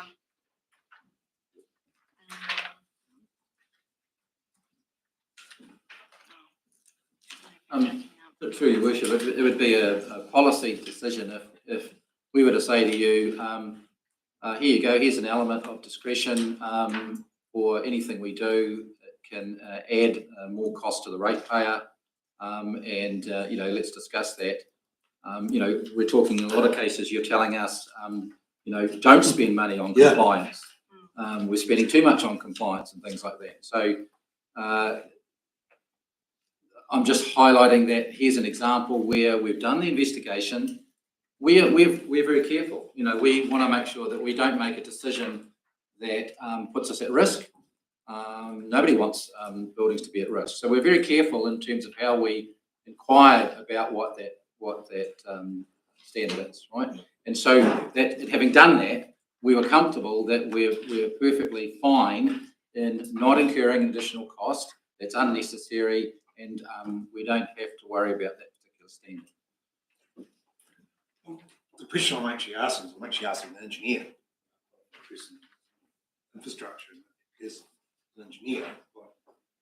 I understand we don't have to meet the standard. The question I'm actually asking is, I'm asking a professional, do you think that's best practice to not go to the highest standard? You don't want, so I'll just declare I'm not an Possibly it's engineer. unfair for the question. Yeah, but I mean, that's, I'm trying. So through your worship, I'm not an engineer. I'm an accountant. There's a big difference here, but I actually went to our building consents head of department and asked those questions as well. Well, we also covered it through going back to the particular contractor, Yes. right? And their answer was very clear. Councillor Kennedy. Thanks, Donna and the team, through you, Chair. Great report and a lot of work's gone into it. The better off funding of 1.9, if this is not used for the pool, it disappears, it's gone. No. So it's clear that if you say, through you, Your Worship, if you say no, the 1.9 million is to be redirected, and that. So it would be available for other projects.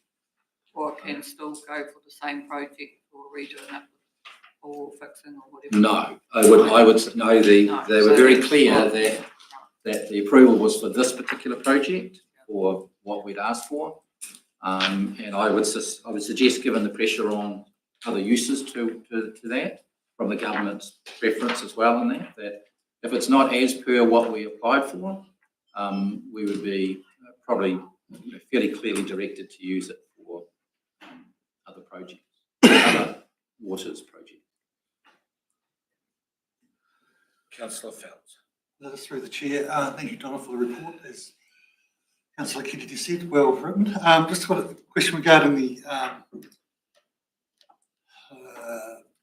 community library part of it. Reasonably comfortable with about the 4 mil mark, including fit out and everything. You don't see anything coming out of that we need to extend on that? Through your worship, at this point, no. All those costs, sorry. Yes, I am comfortable because we'd factored in all those costs. Thank you. Sorry. Any further questions, team, before we head into general discussion? Councillor Martin. Through you, Mr. Chair. Good afternoon, Donna. The arduous task you've had in front of you here. Donna, have you been involved with similar consultation processes as this one? Through your worship, not at this council, no, but at prior councils, yes. Yes. So just look at the report. There were 620 submissions received. 414 of them were from the Bruce ward, and 175 from the wider district.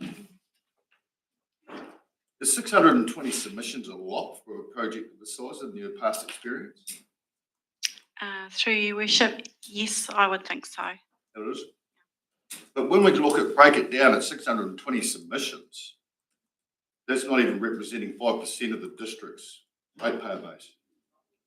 So would that be a fair representation of our district? 5%. That's just wondering about that. We did have the 2 evenings as well, or the 2 sessions where there was a number of attendees. Yeah. No, I just thought that only 5% is not a fair representation of the district. So I'm just wondering in your past experience if it was like that. So I will say from the political perspective, it's one of the largest responses that I've ever seen. And if you put it to something as critical as our recent representation review, where we got 30 or something, and one of the biggest things we've ever done. And we've got to remember the part that it plays, because it's not a vote. It is only one part of a councillor's way to establish their decision. Yeah. No, I'm It's talking not about to the be councillor's used way lightly. of worship. It was about the district's representation. Is it a Yeah, fair I'd say it's representation? huge, actually. Huge indication of where the sentiment is. And you morph that with everything else, and then we come to the decision. Which leads into the next question for you is because some of the feedback I've been getting, there was only 2 options, and a lot of people are saying, where's the third option? But they didn't actually, I said it's in the document. It's actually in the document. So you go to the website and the page says, tell us what you think, option 1 and option 2. Option 2 is no longer proceed with the library and pool facility. Yet, in the same document, option 2, it clearly states, stop the project, determine the current financial structural needs of both the existing library and swimming pool, along with cost-benefit analysis, to decide on what future investment will be viable to action on the current sites. A lot of the people didn't see that I've spoken to, or have spoken to me. All they thought was, no longer proceed with the pool, so that's it. She's chucked out. So there was a bit of confusion there with the consultation, I believe. And then another lot of feedback I got was people didn't want to put their names to it because they thought they were going to get Order, this is a discussion now, it's not No, questions. it was a question. Yeah, but now it's not a And- discussion. I'll let them very quickly get to it. So that's what I'm getting at. So the question, right. We'll take that as the intro into the discussions, unless anyone has one last question. Oh, no, there's one really. Well, questions? Yep. We're only in one discussion, aren't we? No, your question. Question, just page 52, just a bit of clarification on that better off funding So it just makes a statement, as it says, currently the Bruce Community Area Benefit receives 50% of the rates benefit, or something, 50% over the district, but is our funding not 50% community facility and then UAGC? UHC is across the district. Yeah, so that's 11,062, is that right? Sharon, do you want to? Yes. 11,068. 68. Oh, there's some new ones. Okay, 11,068. So then so that's 50. So that's half of the money, isn't it? Is that right? 150 grand. And then the Bruce Ward's 2,746 is then included again in that 11,068, is it? So it's not 50-50, is it? Through you, your worship, 50% of the cost is split 50% straight up for the pool, and 50% of that cost gets paid by the UAGC, so it gets paid by 11,000 people.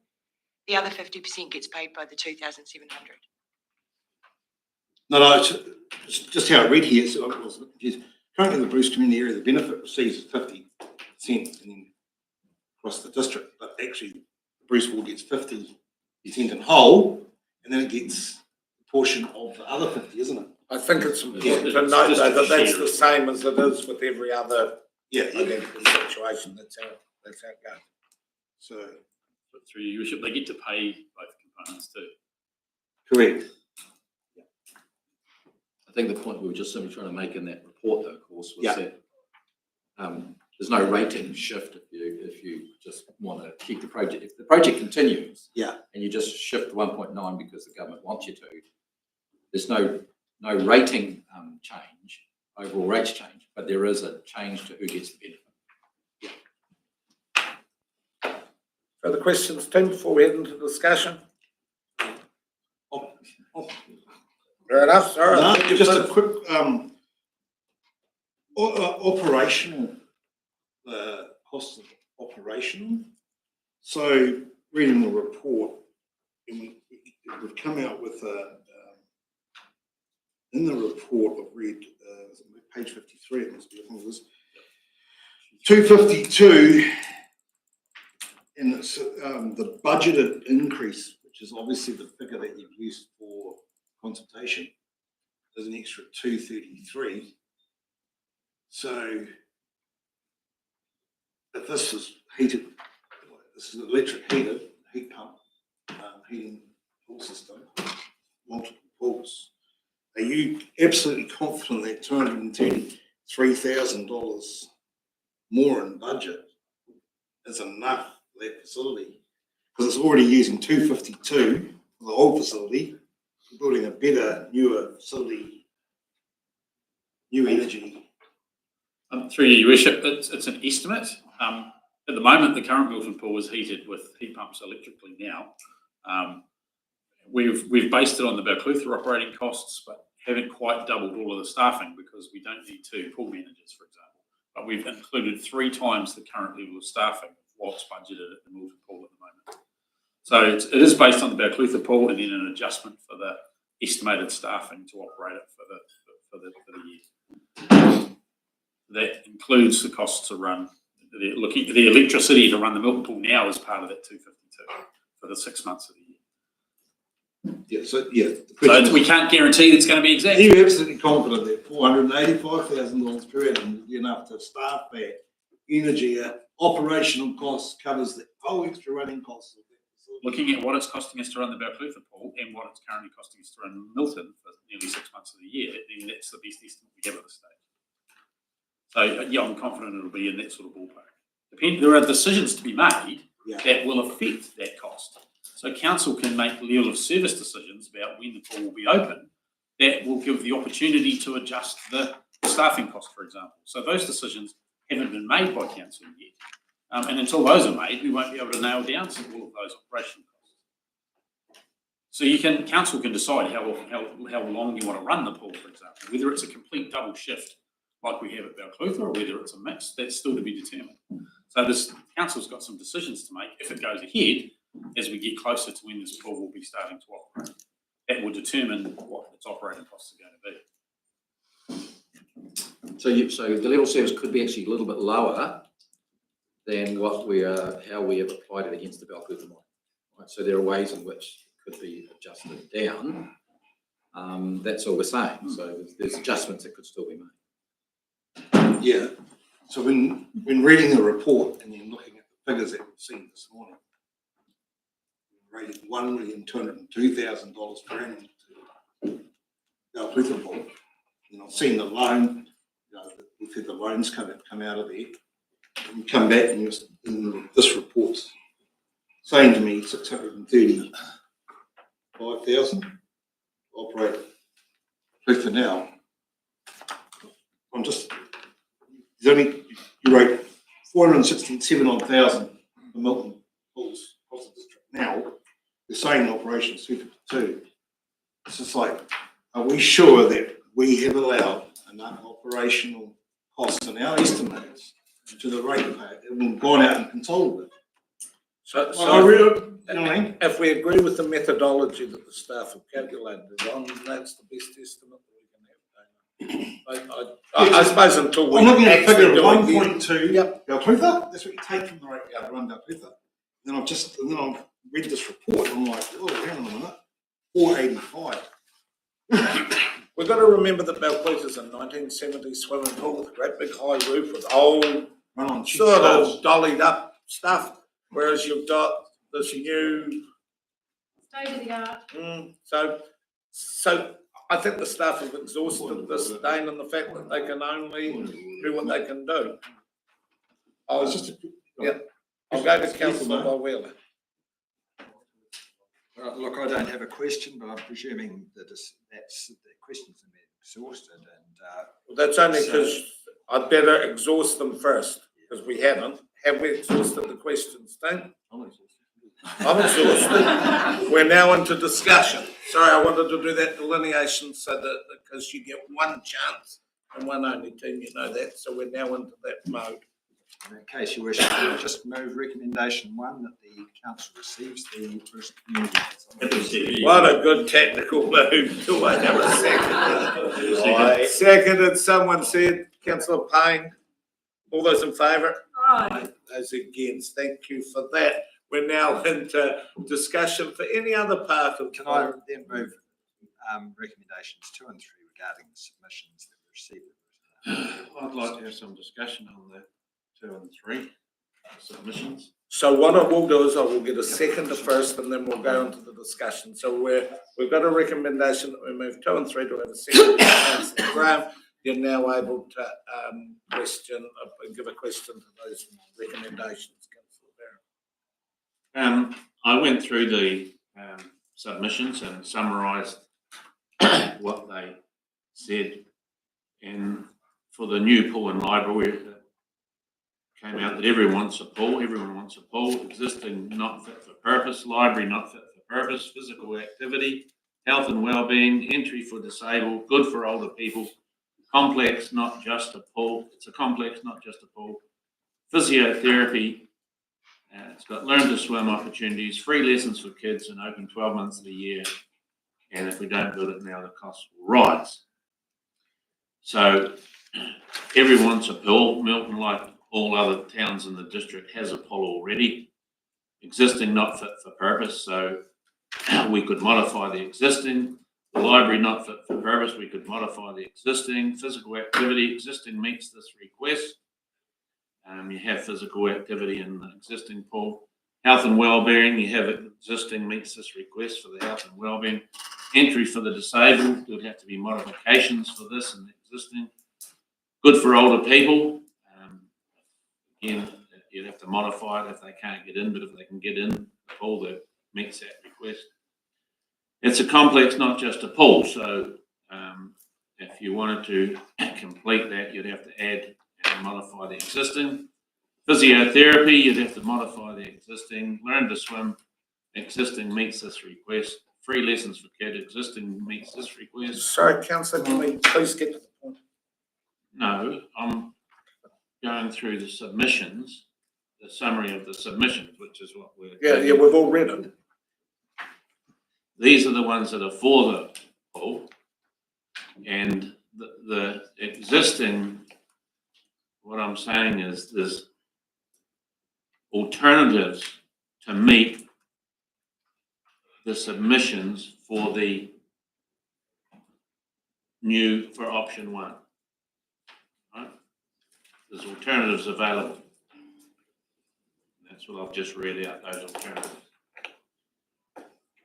People that are against the new library and pool want to fix the existing, that was one of the come through, but there's no costs available for us to know about that. They want to investigate more options, which we've heard, and incorporate the not for fit for purpose components and upgrade the existing they wanted. This could meet the physiotherapy and the older person's requirements. 64% of the people want the pool at Taylor Park. So we could modify the existing and meet. So look, can I pull it back? And what we're doing specifically at the moment is we are receiving the submissions, including the verbal and written. When do we have discussions? That will be in the general discussions and the options. At the moment, all we're doing is, did we get 600? Did we get that? Yep, we got that. And then did we hear that? Yep, we got that too. It's where we're at in the processes. We're at a pretty standard operational one that, yes, we did receive them. If you were to say, I don't believe we received 5 of them, yeah, then I understand that. we did receive all I of them. thought this was the discussion time. No, We sorry, had the questions, and I thought then we went. So what we're basically saying here is, was that the verbals? Yes, it was. And once those 2 are yeses, so if I can go back, please, I'm lost as to where we were. We had a move in a second or somewhere. Done. So we realise what we're doing, team. We're saying, yes, that is the verbals. Yes, that is the written. We have a mover in a second. All those in favour? Those against. Now we move to option 4, and can I please remind councillors that there's the addendum to option 4 where we have an option E. Specifically on that one, the matter's open for discussion on number 4, including the addendum. And for Councillor Barron's benefit, Councillor, option 4 does include D, any other option? You were suggesting another option? So then where you were, Kevin, if we take everything that you've said, and then if you can thread it into option 4A to E or something along those lines. Your worship, perhaps also just in clarity, just so we can understand what the discussion is. Because the report does split your decision making. So maybe I should re-clarify that, right? So the resolution in option 4, including the additional addendum E, is only discussing possible funding methods for a go-ahead decision. It's not approving a go-ahead decision, right? And the reason why you do that is so that when you are then debating a go-ahead or no go-ahead, you've got a clear option pathway that you are debating. So if you are wanting to make a debate discussion about I want it to go ahead or I don't want it to go ahead, you would have that debate in resolution 5, right? The debate in resolution 4 is simply discussing what funding options you might prefer if it was to proceed. Then you hold your fire for I don't want it or I do want it for resolution 5. Does it make sense? Mm-hmm. So remember, team, how we had it in a recent meeting. Oh, I would have voted for that if I had that. We're going to eliminate that. We're not saying yay or nay for number 4. We're saying, hypothetically, if it was yay, this is how we fund it. Then we come to number 5 and we know the direct shootout that we have. Everyone quite clear what we're doing? Hopefully, because should have been sweating on it for days. So excuse me, do you want to receive the EDM report? I've already said that number 4 and we include E. So I've done it. So specifically on number 4, remembering what we're doing, we're just establishing what funding method we would use should we make a decision on number 5. Matters open for discussion. Councillor Herman. Just to keep things even, I would be open to the idea of investment equity of 2.5. Only because it's the same as what we did for Toma.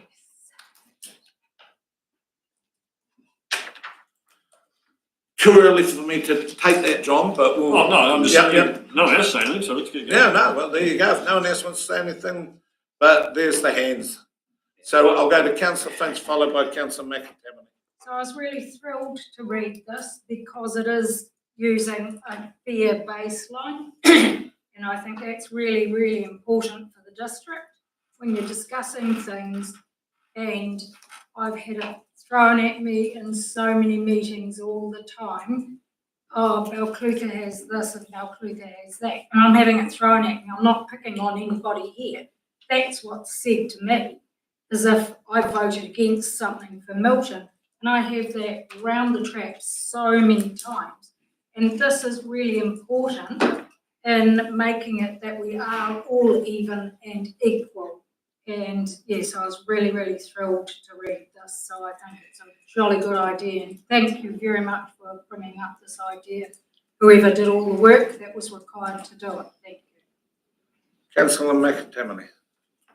Thank you, Your Worship. I would possibly be open to option 4E. But if we go ahead using some investment capital, it also gives a bit of leeway as to the future funding of the project. We've set a period of 2 to 5 years. It gives an option. Yeah, it does give us options as to how we rate in the future.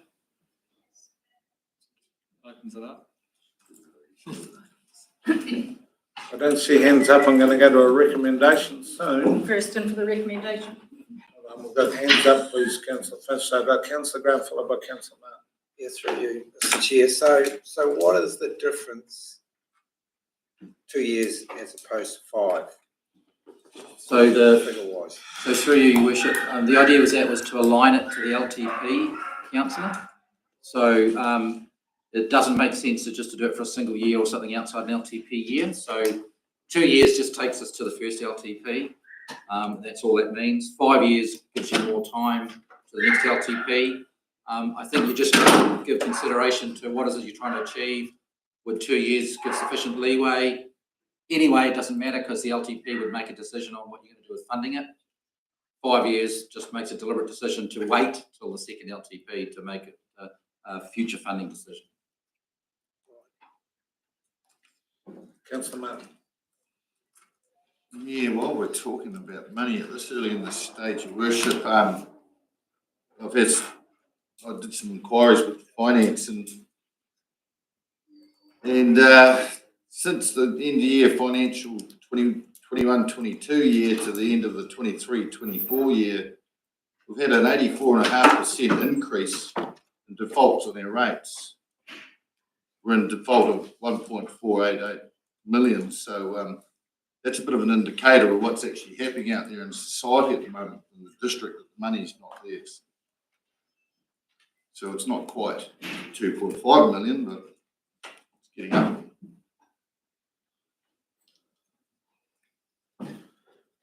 Councillor Wheeler. If recommendation E was adopted with the investment equity and an interest-only funding period, I would favour a period for interest-only for 2 years rather than tie a next triennium into that 5-year period. And they can make the decision at that stage when the next LTP is adopted. That's my thoughts. I'd agree with that. Yeah. Okay, I'm looking around and Councillor Finch, so you listened to Councillor Wheeler. Yes, when and I I go saw all the nods and stuff. Right, so I'll go to you, Councillor Finch. So number 4, E, part funded by investment equity of 2.5 million and thereafter interest only funded by rates for a period of, unfortunately, 2 years, because I don't think I'll get 5 years through. So we'll take out the word unfortunately, will we? And just noting again, councillors, it's a vote for this or not for this is not a vote for a go or not go on the. I need a seconder, please. Councillor Wheeler. And that is now open for specifically for discussion on this. Councillor Cathal. So just to clarify, Steve, so this is a vote for Milton getting $2.5 million of investment equity, same as town, department, the trust, different economic time, and it's also kind of tying up your 1.9 million of better off funding as well. Yes, it all, the figures all include that unless you made a different decision.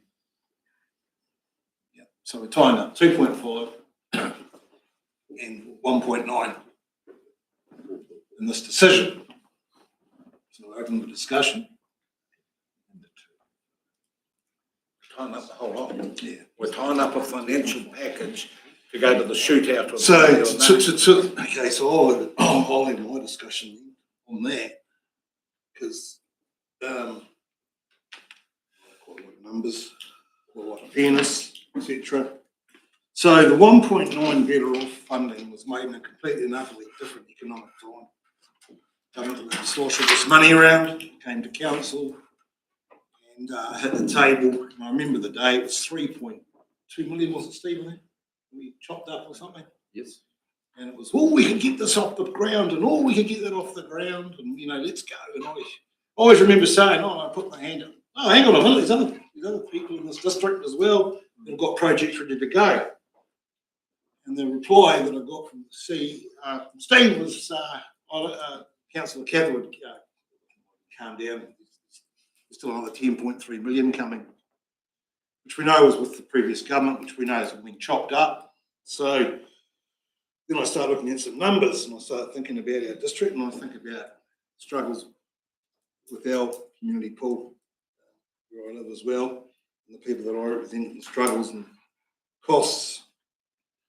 So 24.84% of our district are in the Bruce ward, and they want to take the benefit of the 1.9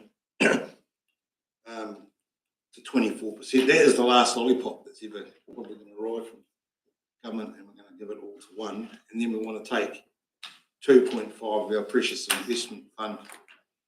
I'm sorry, I just can't do it. It's far too much to one small part of our district. Councillor Ludeman, followed by McTamaney. I can't support taking 2.5 million from our investment equity. That's a real sign of desperation physically. Look, I get perhaps we did give money to others. I don't know if I could even consider a lesser amount. I'm not happy. That investment equity, a lot of it is ring fenced actually. It's there for a reason. It's kind of like our backup. And I just, I can't support the 2.5 from investment equity. No, in fact, if I leave, then I can't vote. I'm stuck. Can someone go and get me some sugar? Someone at the bench there, sir. You wish it, No, I just need some sugar down the throat. My apologies to members of the public. I got a thank you. Finally got hold of John Slow. I'm back in the game. My apologies for the interruption. Worship, if I could just point out through you, if the 1.9 million is applied to the pool, it actually is a 50% benefit to the whole district through the UAGC. No, it's not. And the other 50% is going to the Bruce ward, because otherwise that would be funded through our community services rating mechanism, which is 50-50. So hold on, sir. We've got to pull it into line. I've got Councillor Ludeman, Councillor McTamaney. If you say anything, you shut the meeting. You shut the discussion. Remember, Gaynor. It's the 2.5 and the investment equity that I'm against supporting. My reason being, I don't want to be taking funds out of our investment equity, which has actually been useful to have that interest available for other purposes. And I mean, I get it's an option for funding, but it's not the option that I would go with. I don't want to see our investment fund reduced. As I said previous, some of that is actually ring fenced anyway, and can't be used. So while we're saying the amount that is in our investment equity, I don't know, 28,000 or something, it actually isn't that much amount that is available to be used, because some of that is ring fenced. So Just for clarification, we should to make the point, council has a precedent of using the equity on community things, including Tacoma, which has had 2.5 million. Just making the point. So I'm going to Councillor McTimley followed by Graham. Yeah, I just want to make the point to other councillors, they're yet to vote on whether the pool goes ahead, so it's important that everybody has, if it does go ahead, they still have a preferred option as to how it will be funded.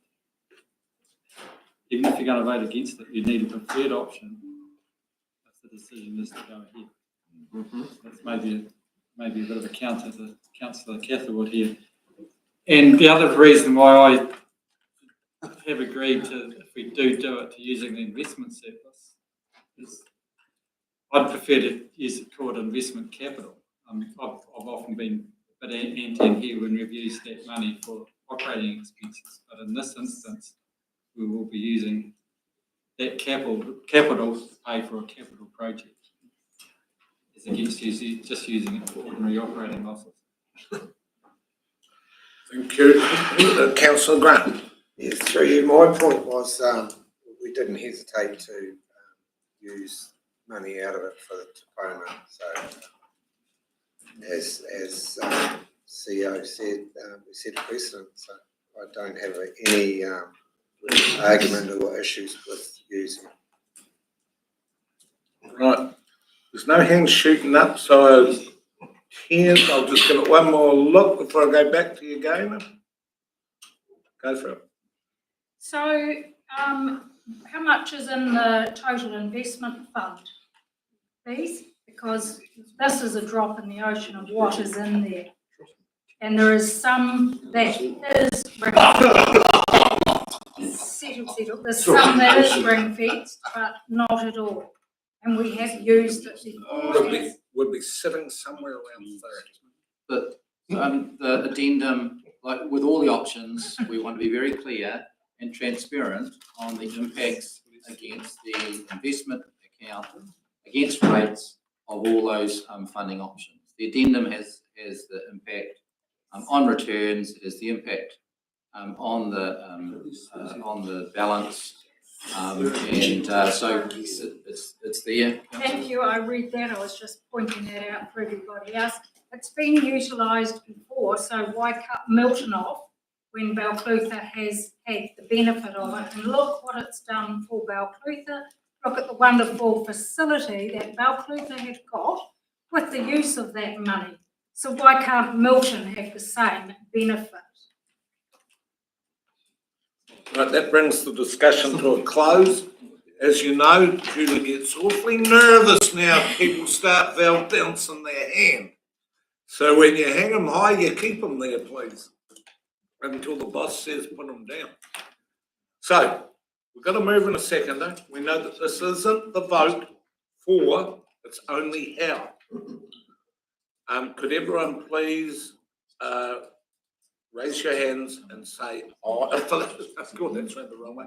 All those that say aye, please raise your hands. Keep them there. Dean, is that an up or a down? Let's get them clear. Those against, please raise your hands and say no. Catherwood, Martin, Ludeman. So we've now established, should we agree how it's going to be funded, we now move on to number 5, which is the yay or nay. And just again, your worship, just be aware that the resolution 3 addendum changed it so that you are now funded by resolution 4E. is one option. That's 5. Resolution 5 is now saying funded by Resolution 4E, if that's the option. You've got the do not approve, it's still in there. And there is a Resolution 7, which is any other option that you might come up. So everyone quite clear on that? First one's A, we've already established that. Second one, it's nothing. Third, it's something else. Questions first, specifically on this. Are there any questions before we head into it? If not, matters open for discussion. For goodness sake.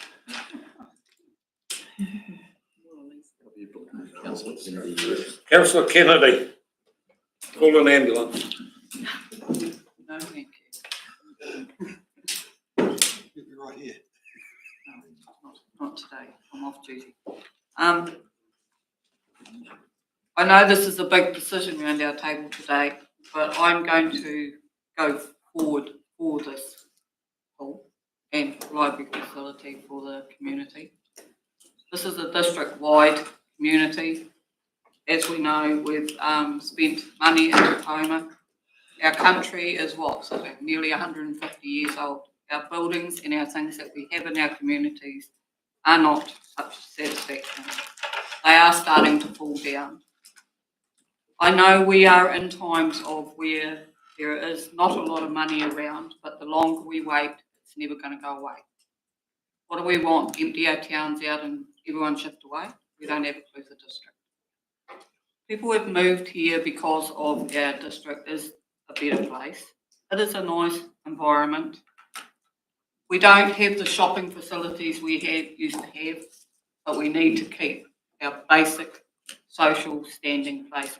These are hubs in our little communities or bigger communities, and hopefully Milton is going to grow. And that's where we can invite more people into our district. So, yeah, and as for the submissions, Mr. Martin, I think if people don't answer a submission, it's because they're happy. Okay, so we put a smile on their faces, and that's how Everyone's entitled to that's how I take that one. an opinion. Thank you, Councillor. Order. That's all good. Yeah, so I know it's going to seem like a burden. We are only here for a short time. There is a long time for our communities to be here. These are the hubs of the community. If council cannot do anything else but look after our roads, our water, and the only other thing that's most important is our libraries and our Sorry, Michelle. Councillor Barron. Thank you. I agree with all the submissions that have for the new pool and library, and I'm also for all the submissions for those against the new pool and library. And I genuinely and sincerely believe that option 7, that the council improve support for another option as specified, could satisfy all those submitters, and I would move that we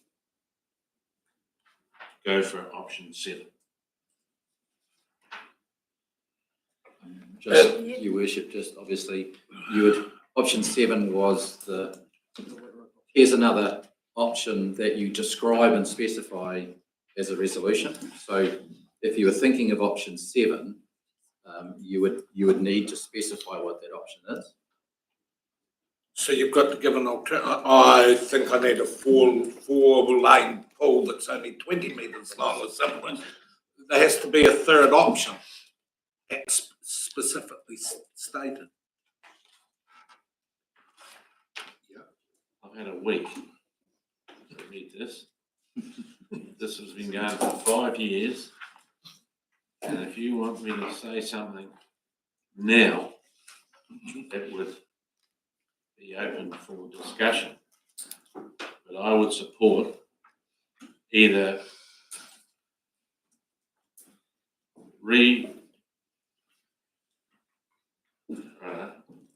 I'd support an option to re-roof the existing pool, pull the floor out of it, pile it, put a new floor in it, toilet, build physiotherapy ramps, a spa pool and sauna and a toddler's pool for a total of $6 million. There you go. Second that? Okay, I need a second for that, please. Is it possible? I ask again for a seconder. Can you please reread it? Hello, so, order please, guys, we're gonna pull this in. I will get councillor Barron to repeat the recommendations, but we have, repeat the thing, but we have a seconder in councillor Mackie, and my apologies to members of the public, I cannot stop this sensor going off. I'm eating Jock's jelly beans, which is a bonus, but they're not broken. Sugar-free jelly beans. Mover, seconder. Can you please repeat it, though, so that Julie can get the specifics down? I would move that the council approve support for another option, which is the upgrading of the existing pool, roof and support structure, pool floor, addition of a physiotherapy pool, toddler's pool, sauna. What else did I have in there? And solar heating. I've lost it. Yeah, I know you have. We will have it on the. We're all backwards. Yeah, it's on there, it's all gonna be on there. Yeah. And you set a figure. And, yeah, for 6 million plus the upgrading of the existing library for 1.5. You happy to second that? Yeah. Yep, no, we're gonna move in a second, and the matter's open for discussion. Councillor Graham. I just wonder if, by redoing the roof structure, floor, physio, toddler's pool, solar heating, the $6 million on shaky ground that you don't have a guarantee for is foolhardy and a waste of money. From my perspective, we've got community champions that have worked on our behalf and gone through the options. And while I'll openly acknowledge that many councillors weren't here when the initial discussions were had, the option between doing up the old and doing the new was exhausted. I believe in the community champions. If they've come up with option, and not only that, Milton deserves better than some paint up of some busted down the middle old facility. I could never agree in any shape or form now to that. I think if we discussed Topoma, imagine if we had have painted up the old hall. The earthquake prone fell in on itself. Why we got no pictures of it? Because it fell over the moment a couple of bricks were removed. We would have had something that would have been an embarrassment, not the pride of the district like we got now. And I want Milton to have that same opportunity if that's the case. The thought of an old building with a paint job, what a terrible legacy to pass on to the next ones to fix the crack and the pump and everything. And we should have learnt the lesson from only a handful of years ago when we put 1.something million into the changing rooms. Oh boy, right, so that's, who's next? Councillor Finch. If you do this to our community, if you do this to our committee, you won't have a committee. Who's going to stand up next to raise the money? I can tell you now, it won't be the community committee that you've got at the moment that have worked jolly hard. That pool as it is at the moment is not fit for purpose. I know we're in constrained times. I know better than anybody. Look at what you get for your wall, nothing. You have to pay your shares and you don't get anything for your wall. I know what it's like. So many people of the community have said to me, they will move out, they will not retire in Milton if this pool doesn't go ahead. We discussed whether it stayed where it is or whether we have a new facility. That's been discussed. It was voted to have a new facility. We're not having it back at Taylor Park. We passed that. We passed that a few years ago. Don't go backwards on us. You're never going to move Milton forward if you keep putting things back. We have to be able to move on. Milton is one of the districts that is growing. For goodness sake, put some thought behind it, put some money behind it, and support our community. If you look at your figures, it's 67% from the Bruce rating area that put in the submissions. If anyone wanted to put in submissions anymore against it, they had the opportunity, so many. So go with what we have suggested, a new pool. The library is earthquake prone. It is far too small for the modern day things that are done in there. It's 71% smaller than what it should be for what is used in this day and age. You imagine if you go to Balclutha Library and say, let's cut 71% off the size of your library. That's what you're doing to Milton if you do that, and don't do a new library. It's earthquake prone. Goodness sake, let's move with the times. Let's go with this and do it. I know we are in constrained times, but let's move on for the future. Anyone else before we go to the vote? Well, we're voting on the resolution, aren't we? Yeah. So We'll get to have another discussion on another resolution. Yeah, well, that's what we'll do when we get to that point. Well, I might end up with a couple of discussions here then. So we'll pull it back up.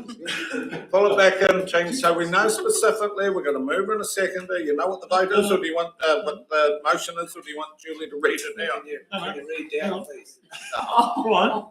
Still having a discussion. That's what I'm asking. Guts of what I've got is move councillors Barron and Mackey that council approves support for upgrading of the existing pool, roof and support structure, new floor, physio pool, spa pool, toddlers pool, solar heating for $6 million plus upgrading of existing library for $1.5 million. So is there any further discussion before Councillor Catherwood? Yeah, well, I'll open the discussion. Due to this resolution, so I'll probably vote against it because, of course, it's a figure that Councillor Barron's to come out of nowhere. There's no plans for it. You can't stick in concrete. But the thought of it, it can be done. So we're going to have a couple of goes at this, I suppose. It's the 2.5. So I've taken some figures down. We've had some discussions today, and I've been keeping up with it. If it got approved in the 2.5, that's going to come from investment. It does slightly change a few of the figures. There's a few points I'd like to make, and that's there's a red alert. There's a red alert at the council, and it's called debt. We've got swamped in it. We've got a whole heap of it. We've got a lot of debt, so that's an alert. And I've written a little note here, risk. Risk, and I'm aware that the presumed 19.4 is already 12 months old. I see it as a risk. The better off on morals. Government's instructed us that 1.9 better off funding should be used for Three Waters. So I take it morally, that we should actually morally use that in our district for Three Waters. And in that way, to me, morally, it gets distributed across our district fairly, because it's the last lollipop. Then I look at foundations. I'm quite happy with the answers in that. We've had our building department, so non-qualified engineers said that is okay. So you can take that. I class that as a risk. I class another risk in the report. When I read the report, another risk that I take as a councillor making a decision is the trust funding of 1.8 to still be achieved to get to the 2 million. So there should be two, there's the 1.9, there's another mill. We never talked about the costs of demolition of the old pool, but that's a cost. It's a cost that's never ever been calculated in the old pool. No, I'm just saying it's not a cost that's here in front of us as far as the rating impact goes to our ratepayers. So I see that as I see a risk in escalation of pricing due to exclusions. Today we've had a workshop. We are aware of already increasing rate rises above our LTP in the years coming.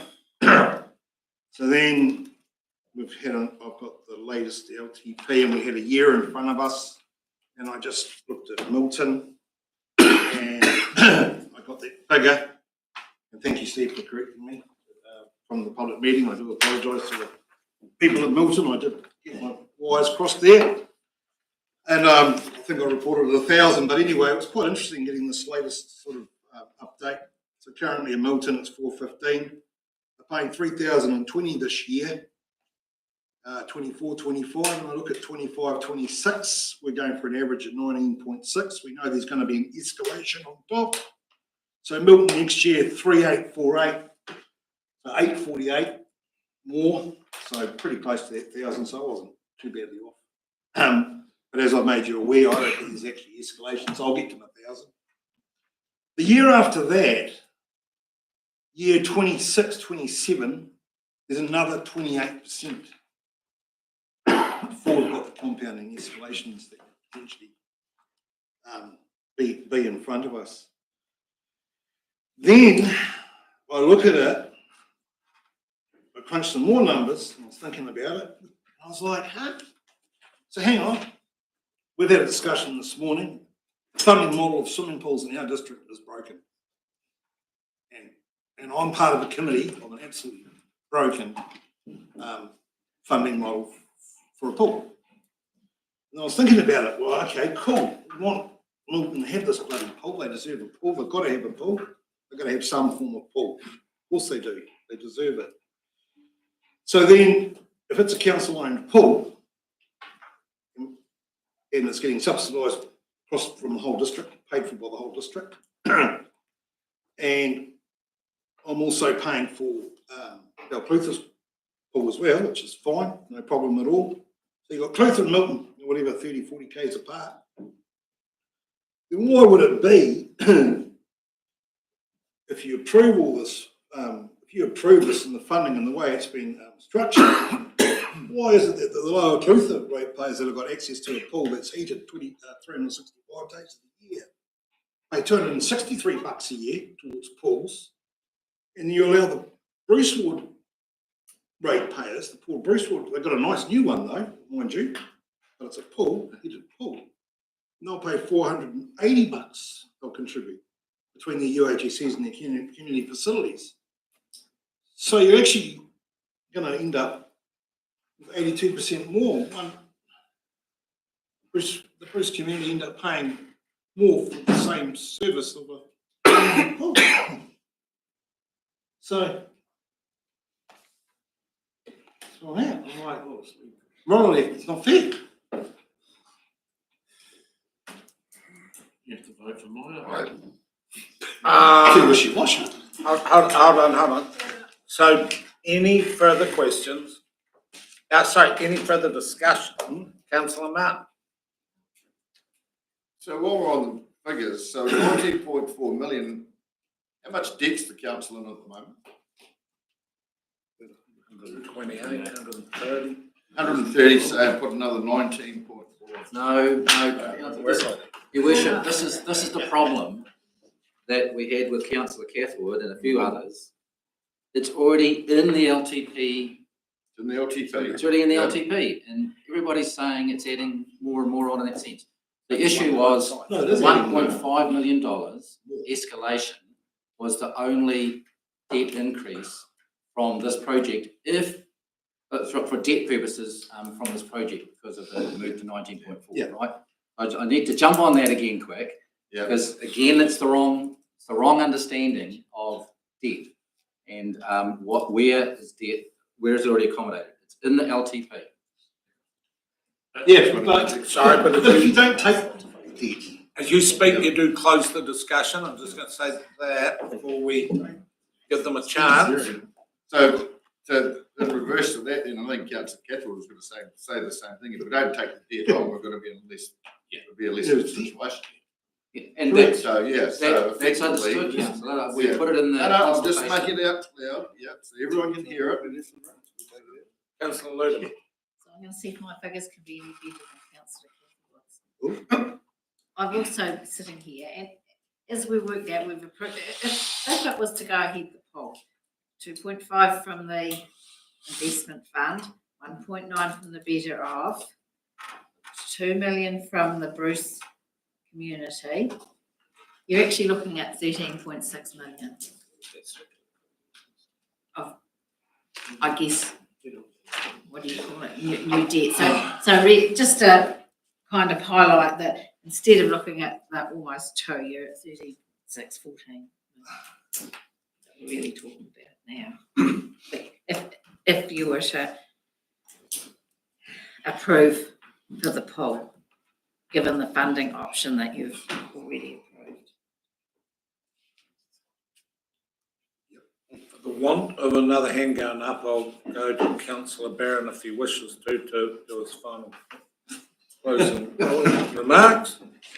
Anyone? Yep. You've got the opportunity if you want to, or I'll just go straight to the vote.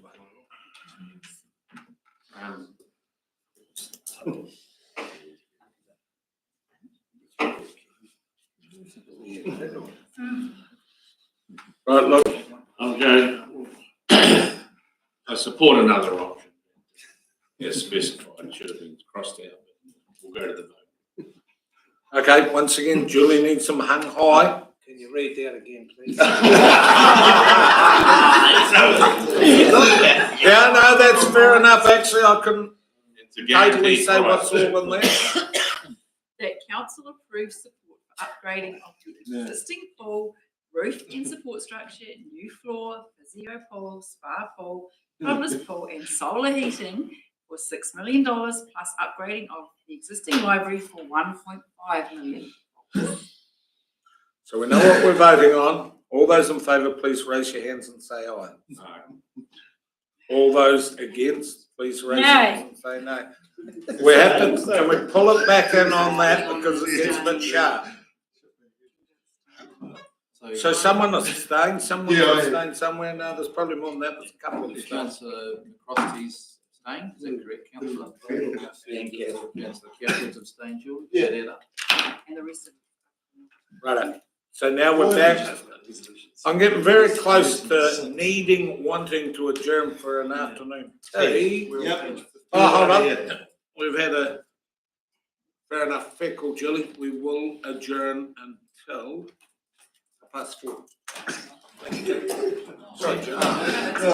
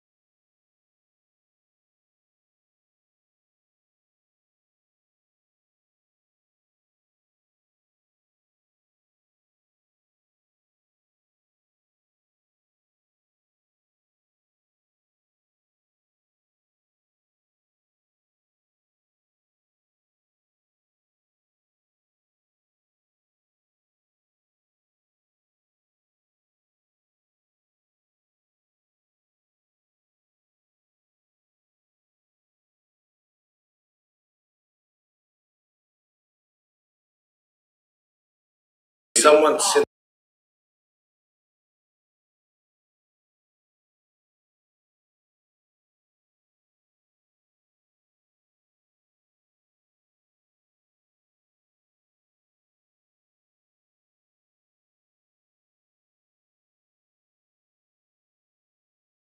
everyone, welcome back. Call the meeting back to order. I think we all know where we are. If we don't know where we are by now. But anyway,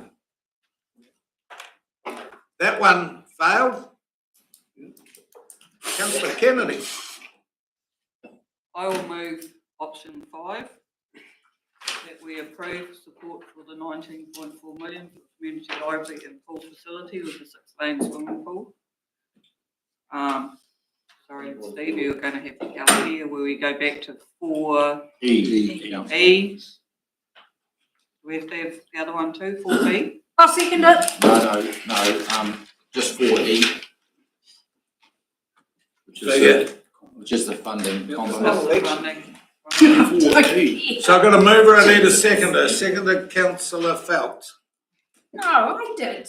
Excuse me, councillor, I don't take loud and unnecessary interjection. Right, we'll do it properly from here, I know it shall be, because it will get serious. So we're going to move in a seconder. Matters open for discussion. Councillor Graham. Thank you, Mr. Mayor. Look, we try and promote growth through our district and our towns, and to get people to shift in.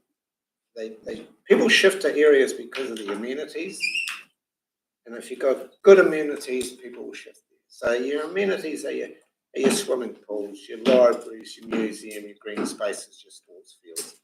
So I think for the amount of money that we're talking about, this is a wise and prudent investment in the future of Milton. We want it to grow. If we don't, it's going to stagnate. Well, and we'll be frogs in a pond, won't we? So I'll be supporting this fully. Councillor Finch. Thank you. 100% of people had very many options. Yes, to be able to submit. They had the option to submit or not. So those that haven't have missed out. Those that did, they let us know what they think. And the percentage from the Bruce Ward was saying that we want this one. So I will definitely be supporting this. We've had some great people do some wonderful things so far, and they won't stop fundraising. And if this goes through, then they can get stuck in and get all the grants underway, and they will come in. I've already had discussion with those people, and they know how much support roughly they will get. They will get stuck in and there will be no stopping them. I fully support this. Councillor Whelan. Thanks, Your Worship. Look, I must admit, had to put a lot of thought into this. It's not an easy decision in many ways. I'd like to acknowledge all those people who have submitted for a start. I take on the points of both those for the facility and those against the facility, and the financial impacts that it would have on them and the debt that this council does take on. Now, I'll deal with the library for a start, because this seems to be mostly about the pool, but the library for a start. The library, quite frankly, is not fit for purpose. I've just come back from visiting my grandchildren who live up in the Nelson area in Motueka, in a town probably the size of, a bit bigger than Balclutha now, and it's growing very rapidly. And they've got a new library there, and the space there is it's incredible. There's space for people to sit and read, for IT that people expect these days in libraries. Libraries are much more than just lending places where people borrow books from. And Milton Library, quite frankly, doesn't have the space where you can sit down and read. Libraries are actually social places nowadays. You're not expected to just sit there quietly and be hushed whenever you're off by a librarian. issues that were raised, patronage of the Milton pool. Currently, it was mentioned its average is about 78 days a year. Just a few years ago, we were getting reports on the Milton and Balclutha pools, those two community town pools, and the Milton pool was not far behind the Balclutha pool in patronage. So that has definitely slumped in the last few years, and I take that as being due to the condition of the Milton pool as it currently is. The new pool will have features that are not available in the other pools in the district, and they mainly benefit those people who require disabled access and such like, and who are there for therapeutic benefits. Geotech reports have been mentioned. They have taken place, and the geotech reports do not throw up anything that should be, that there's no unknowns there in the geotech report regarding foundations. There's been claims that the other communities look after themselves.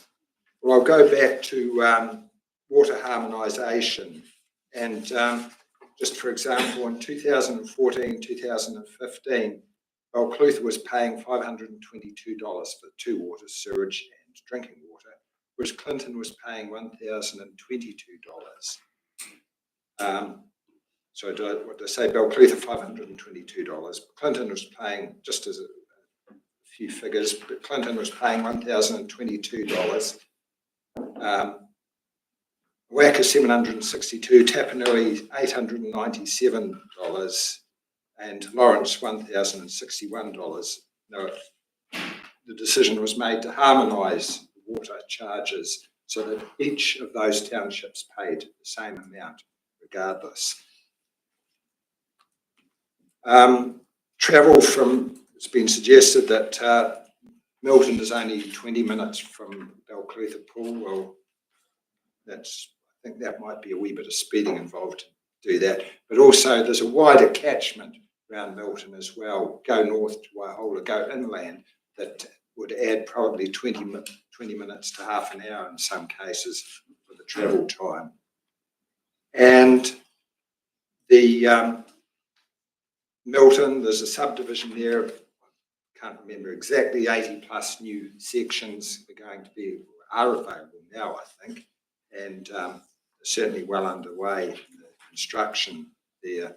So we need these facilities to attract and retain people in our community. And finally, I'll just point out that people quibble about the how much pools recoup in the charges that they and the fees that they charge their users. In our district plan, our long-term plan, we aim to recoup 10 to 15% of fees and charges for the Milton and Balclutha pools, and that means just 45%, around 45% recouped through the AGC and 45% through the targeted uniform rate on those communities that applies to. But I should point out our parks, reserves and playgrounds, there are no fees and charges. Anybody can access them at any time. And that's funded through the UAGC and then through that community targeted rate. And then sports grounds, we aim to recoup 2 to 8% of the cost that it takes to maintain those facilities. So we're paying close to 49% in the UAGC and 49% in the targeted rate.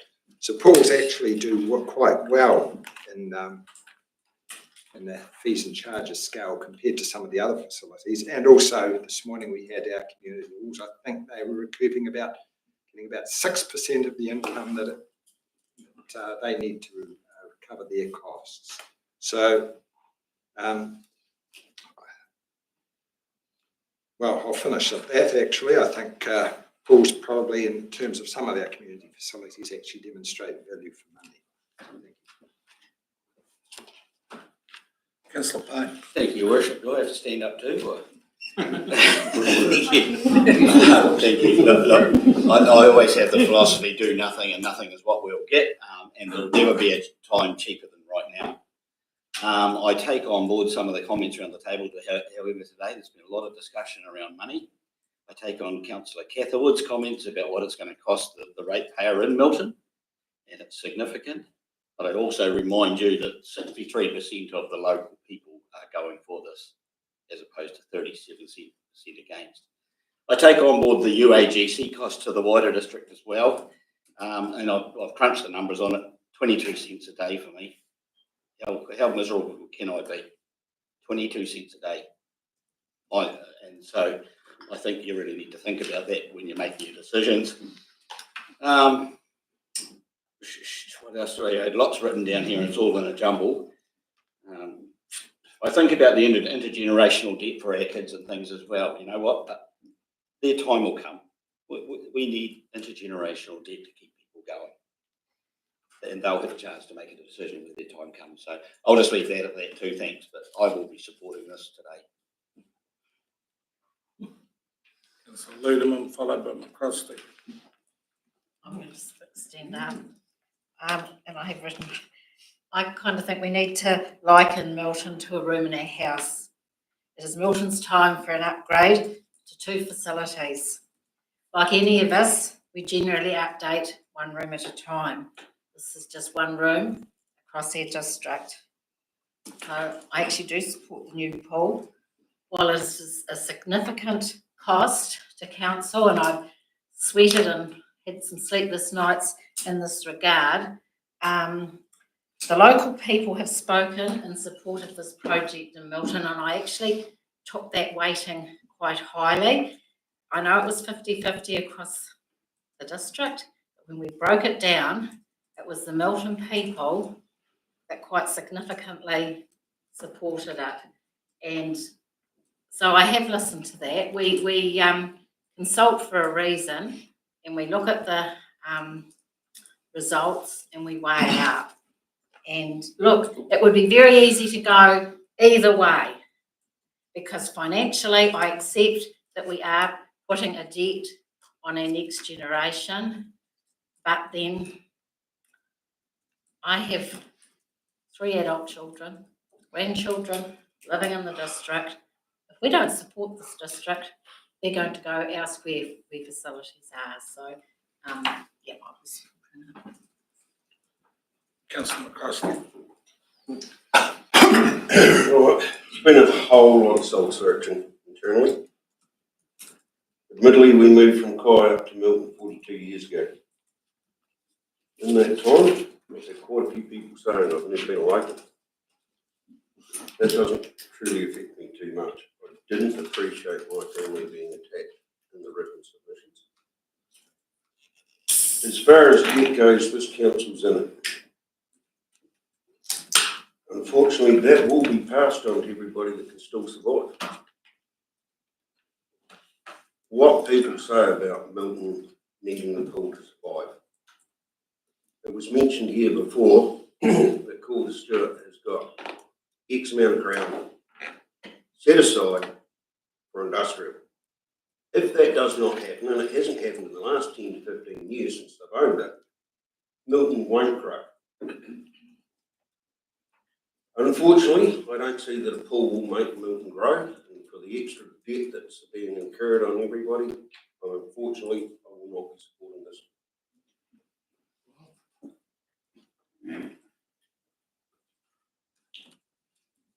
Who else wishes to speak before we put Councillor Catherwood? Standing. Yeah. I'll probably just grab a couple more figures, so I'm just going to start off again with debt. Well, we should understand our figures, so what are we? Just check finance. Currently drawn down of LGFA $128 million in debt. This council's in debt. It's got to be paid back. This with 2.5, with obviously with this vote here, this goes through. There's 2.5 million we're going to lose from our investment fund forever. Gone. It's gone. I think we had great growth last year. So the benefits of that 2.5, if it grew at, I think we got nearly 15 last year, % return on it, it's no longer available, and that compounds. That's how investments work. They're for investing. Unfortunately, we're going to go and take $2.5 million forever gone. So that's part of this decision that we're about to vote on. So we end up at $141 million in debt, because it's still got to be drawn down. I know that, I understand, Steve, that in the spreadsheets here, that the paying of that debt has been captured. So I'll go again. The people of Milton that are paying $3,020 this year, you're paying just below $5,000 2 years' time. $5,000, $100 a week to rent your own property if you own it outright. That's what it pretty much is. It's a tax, isn't it? As such. For services. They'll have to pay to swim in the pool. I hope they realise that. You've got to pay actually go to the pool as well on top of it. So I don't know what the expenses of that will be. I think currently we charge about $4 a swim in our district. And that. So again, the better off funding. This is including the better off funding of $1.9 million that's been a directive from central government. I prefer that was spent on 3 waters. And again, this this is our last lollipop from Wellington. And I'd rather that last lollipop was actually put across our district, so it actually benefited our whole district.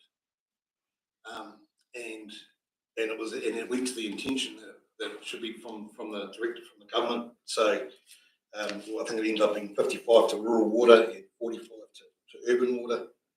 So so that's going to be gone. That last lollipop is gone.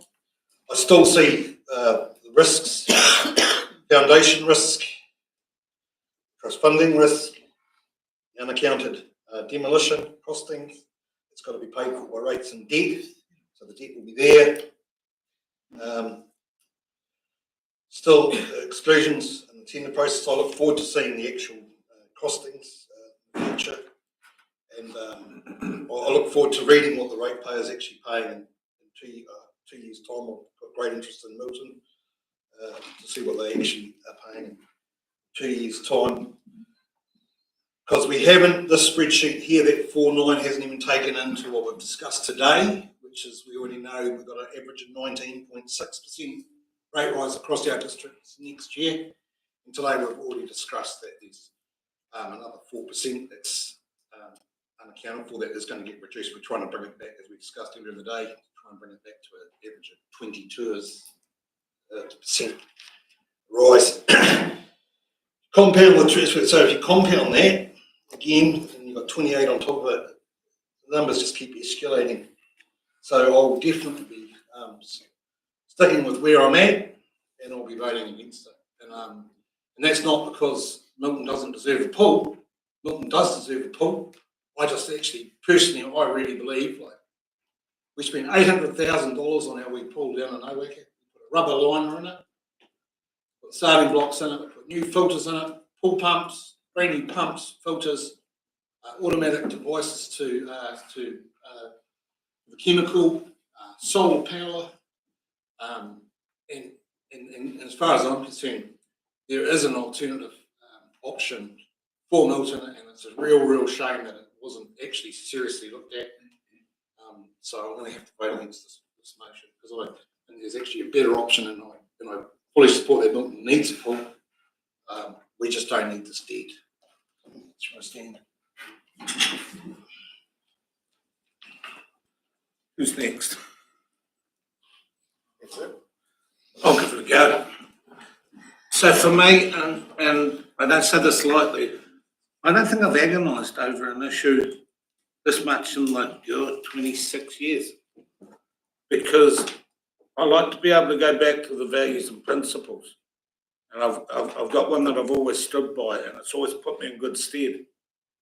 Back your champions. You back your community champions, and you cannot lose. But I've also got another principle. Watch the bloody dead. They've been smashing like this. So that I was stupid enough last night to go for a drive to Melton. drove up and down the main street because I wasn't sure. Yeah, I had leanings.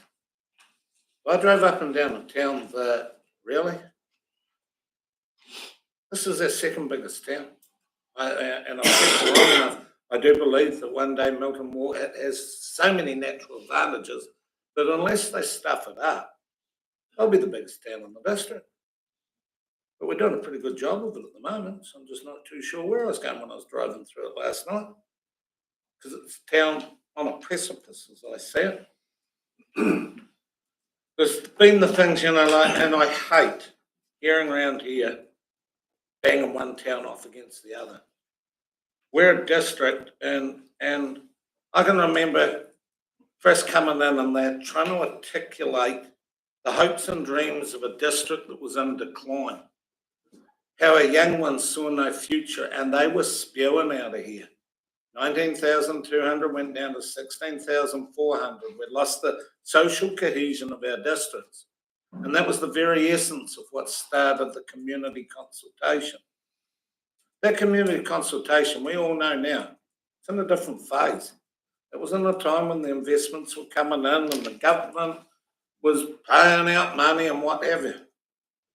But what a cruel blow to Milton, that because they have got the timing, that they're going to be the one to miss out. I read the submissions, as we all did, and there was a balance there.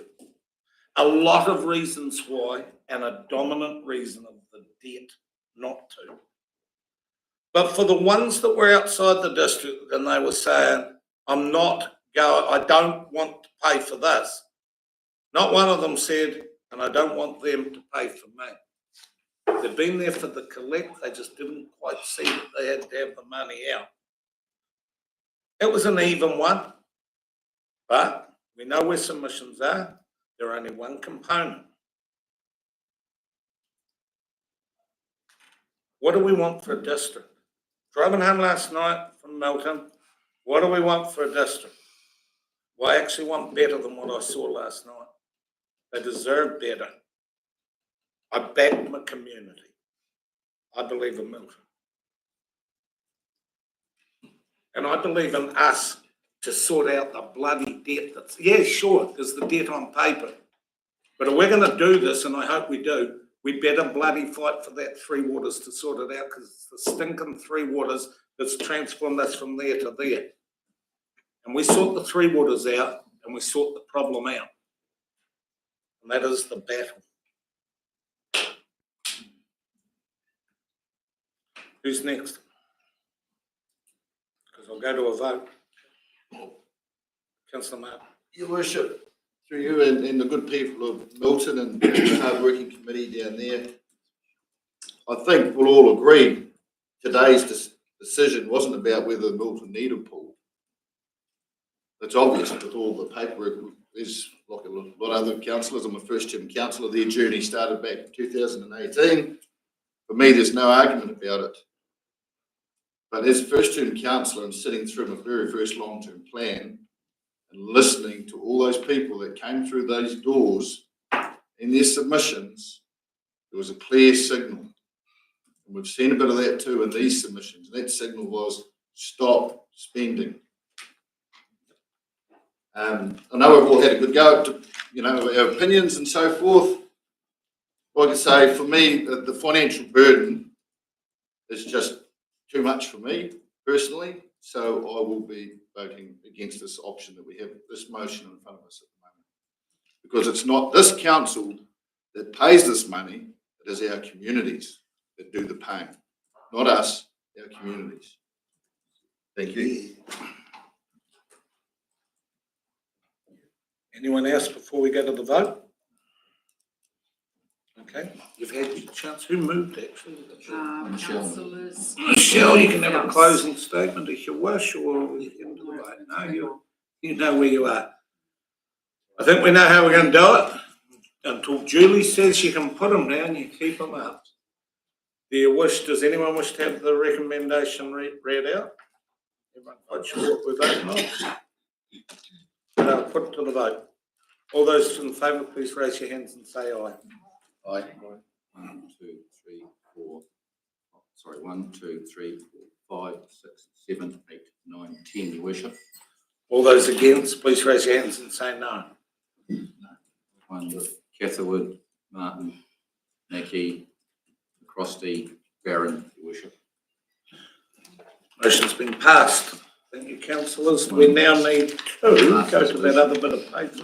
Right, so we've got that, the one for our CEO to do the number 8. Happy to move. Thank you, councillor. So I'm just going to get me skittles in a row. And also, yep, that's it. So resolution 8, moved by councillor Wheeler, seconded by? I'll second it. All those in favour? Aye. Those against? Thank you.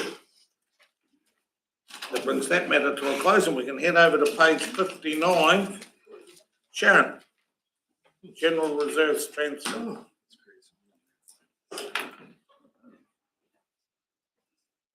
We can cut this relatively short, other than questions, Your Worship. The workshop discussed the consequences of the deficit surplus. The figure was in the figures that we brought to you this morning when we were talking about that. So these recommendations just show covers the actual where they've come from and addresses the fact that they're already in the annual plan process. So the resolution, that's all you need for that. Should be relatively simple, but you might have questions about anything to do with the report. Sorry, Sharon, I thought I just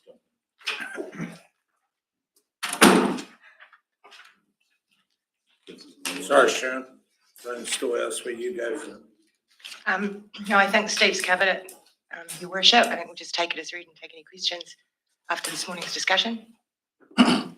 Questions taken. Councillor, we'll go in a row. Catherwood, Wheeler, Herbert.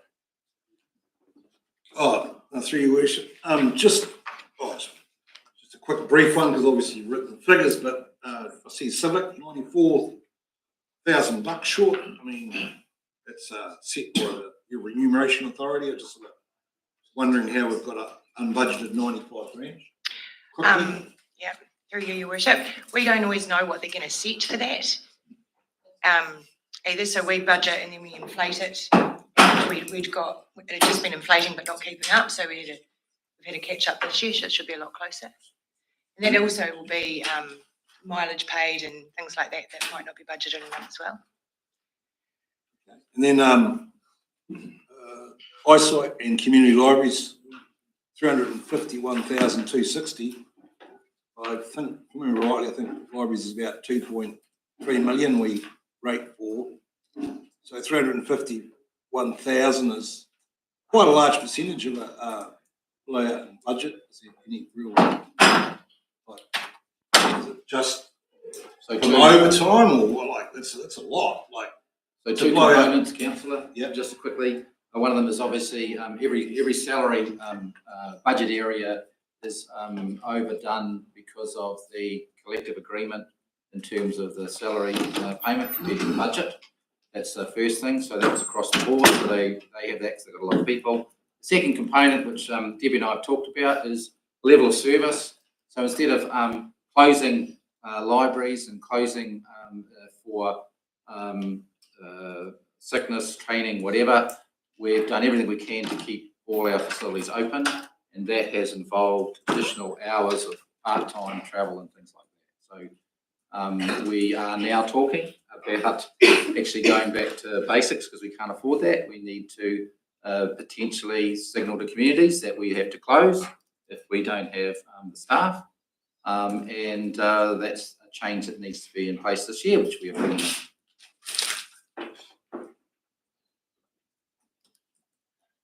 If I can go further to that, because I wrote down here.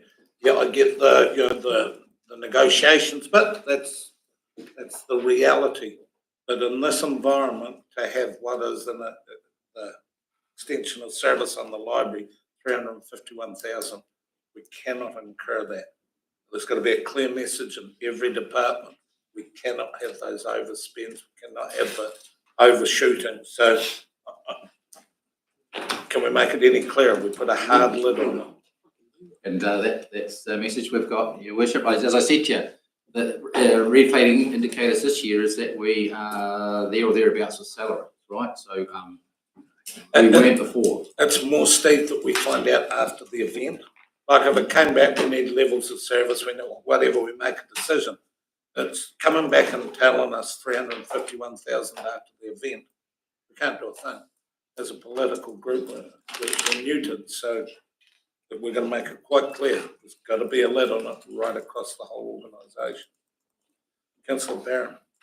Thank you. Sharon, the property income, is that rental income or capital sales? Through you, Your Worship, it's rental income. Thank you. Further questions, Tim? If not, we've got something back here. What do we got? I better stick to my original. I'll move that we receive the report. Someone seconded by Councillor Phelps. All those in favour? Aye. Those against? Who's going to do the next one? Happy to move numbers 2 and 3, if you're prepared to take that. I would, but a certain Councillor Volwheeler told me off for doing that earlier on in the day. Yeah. But I'll certainly do it. Now we're back in the hum. I'll second both. So we've got 2 and 3 has been moved by Councillor Volwheeler, seconded by Councillor Finch. Any discussion? All those in favour? Aye. Those against? Thank you. And before you know it, we're at the Clinton Community Camera. Well done, team, for hanging in there. Mike. Thank you, Your Worship. I'm actually just happy to take that item as read and to answer any questions. Questions for Mike, team? No questions, you're getting off scot-free there, Mike. We are actually, right up, into discussion. What's everyone's thoughts? I've got some thoughts. I saw it week after week. It used to be my Saturday morning to go down and pick up all the baskets and Clutha. And then we got some cameras down the street and all that loss of money and vandalism and everything came about it. I've never picked up another basket. One basket, and we prosecuted. Cameras aren't a cost, they're a saving. You imagine I think of that beautiful playground in Clinton or any of the, and someone boots it in. You boot in a toilet, you probably do 10,000 in one whack. So CCTV from the day we put them in, never picked up a hanging basket yet. Question. No, we moved on from questions, but there was no questions. We went to general discussion. No, we don't. No. I asked the questions, they said no. I went to general discussion where I'll go to Councillor Graham for his general discussion. My general discussion in the form of a question. Where are we at with the policy on cameras? We're about to review it. It's still being generated through you, Your Worship. So, Peter's there, but we had this request come through that needed to be resolved, and we also had previously OWOCA come through outside that as well that needed to be resolved. So, Peter. So, through you, Your Worship, we've actually there is a draft now. It just needs to be discussed internally with the executive, and then it's available to progress. Okay. Councillor Ludeman, followed by Catherine. Can you remind me of the ones that have come through recently? Did we approve or decline them? No. We approved them? I just want to. I can try and answer, but I think Mike might have the answer. Well, it's outlined in the report, I guess, the recent decisions. The one that has been approved was for OWACA going forward, a 50% contribution towards that, in recent times. Whereas Kai Tangata, I think, they got the news because at the time that was coming through, they weren't proposing to put any funding into it, I think. That's correct. Or my recollection, and we put it towards that, let's do the policy first. So they're hanging out the policy bit. But because OWOCA came through with a funding suggestion and got it approved, and Clinton is coming through with a funding suggestion, given we've already said yes once, we felt that we should be bringing it to council for a decision. Through you, Your Worship, if I could just add that Kaitangata are very close to coming to you with a funding proposal as well. So, Councillor Catherwood, followed by Finch. Oh, yeah, well, so, I'm actually happy to approve this, because obviously came to the table where communities pulled their sleeves up, gone out there and got 50% of the cash to put towards the project. I'll just let you know, Mike, we actually ended up, we had three cameras, you're reporting two. We actually got three out of 9,000. So I'd be happy to move that we fund this, the 9.7 that they're asking for, purchase the CCTV and fund it from, remember right, we got it from reserves, but there's no reserves available, so that investment surplus, there's still money, because had they bought this to LTP decision time, when we do our community, had they had their 50% together in the report there, I think around the table there would have been a consensus of yes. So I believe that's where the funding should come from. I'm happy to support it. So I've got a motion by councillor Catherwood that's been seconded by councillor Graham. The motion is now up for discussion. Oh yeah, you can do it. Yes, sorry. Through you. Look, I think when you look at all the work and fundraising and everything that communities do for their Our Place projects, and I'm thinking of Kai at the moment, because I'm not sure what all the ones in Clinton are, but the memorial gardens and the BMX track and the skate park and that. There's nothing more deflating for people that raise money and do these things than to see them vandalised and destroyed. So if only for protecting those assets, I'm all for it.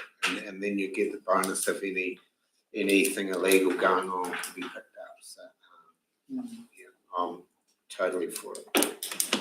Who were the other hands that shut up? Councillor Volwella, followed by Finch. Yeah, we talked about, it's been talked about supporting our community champions, raise the funds. Got support from outside agencies as well, so happy to support. Councillor Finch. Thank you. I just had a question. Do we pay the ongoing costs of the other cameras per month? through Your Worship, yes. Yeah, great. Thank you. Rightio. I think this time we went to a vote, so everyone knows what we're voting on. Did we put an amount on it? There was 9751 from investment fund, and the OPEX of 947 until such time as the policy has been reviewed would come from. So we've now specified the community of. It's usually funded through Parks and Reserves budget. Through Parks and Reserves. So now that second bit, 9751 plus 947. Put it to the vote. All those in favour? Those against? Thank you. Oh, I should move that we receive the report as well. Did you not do that? Righto, let's do that. You're doing that, Bruce? Yeah. Yeah, but you're doing it now. Yeah, I'll second it. All those in favour? Aye. Those against? Thank you. Good, we're chewing through them now. Solid waste management and minimisation bylaw. G'day, Jason. Good afternoon, everybody. So obviously the report attached is for a number of recommendations. One is for the review of the bylaw to represent the current state and the future state if we extend our recycling collection. And as part of those recommendations, you can see there that we are suggesting that we need a policy decision about the number of bins that properties have and how we would manage that going forward. We're currently aware that there could be up to anywhere between 400 and 500 additional bins out there that aren't being funded through the targeted rate system. So obviously I'd like to accept the report has been read. Thank you. Question from Michelle.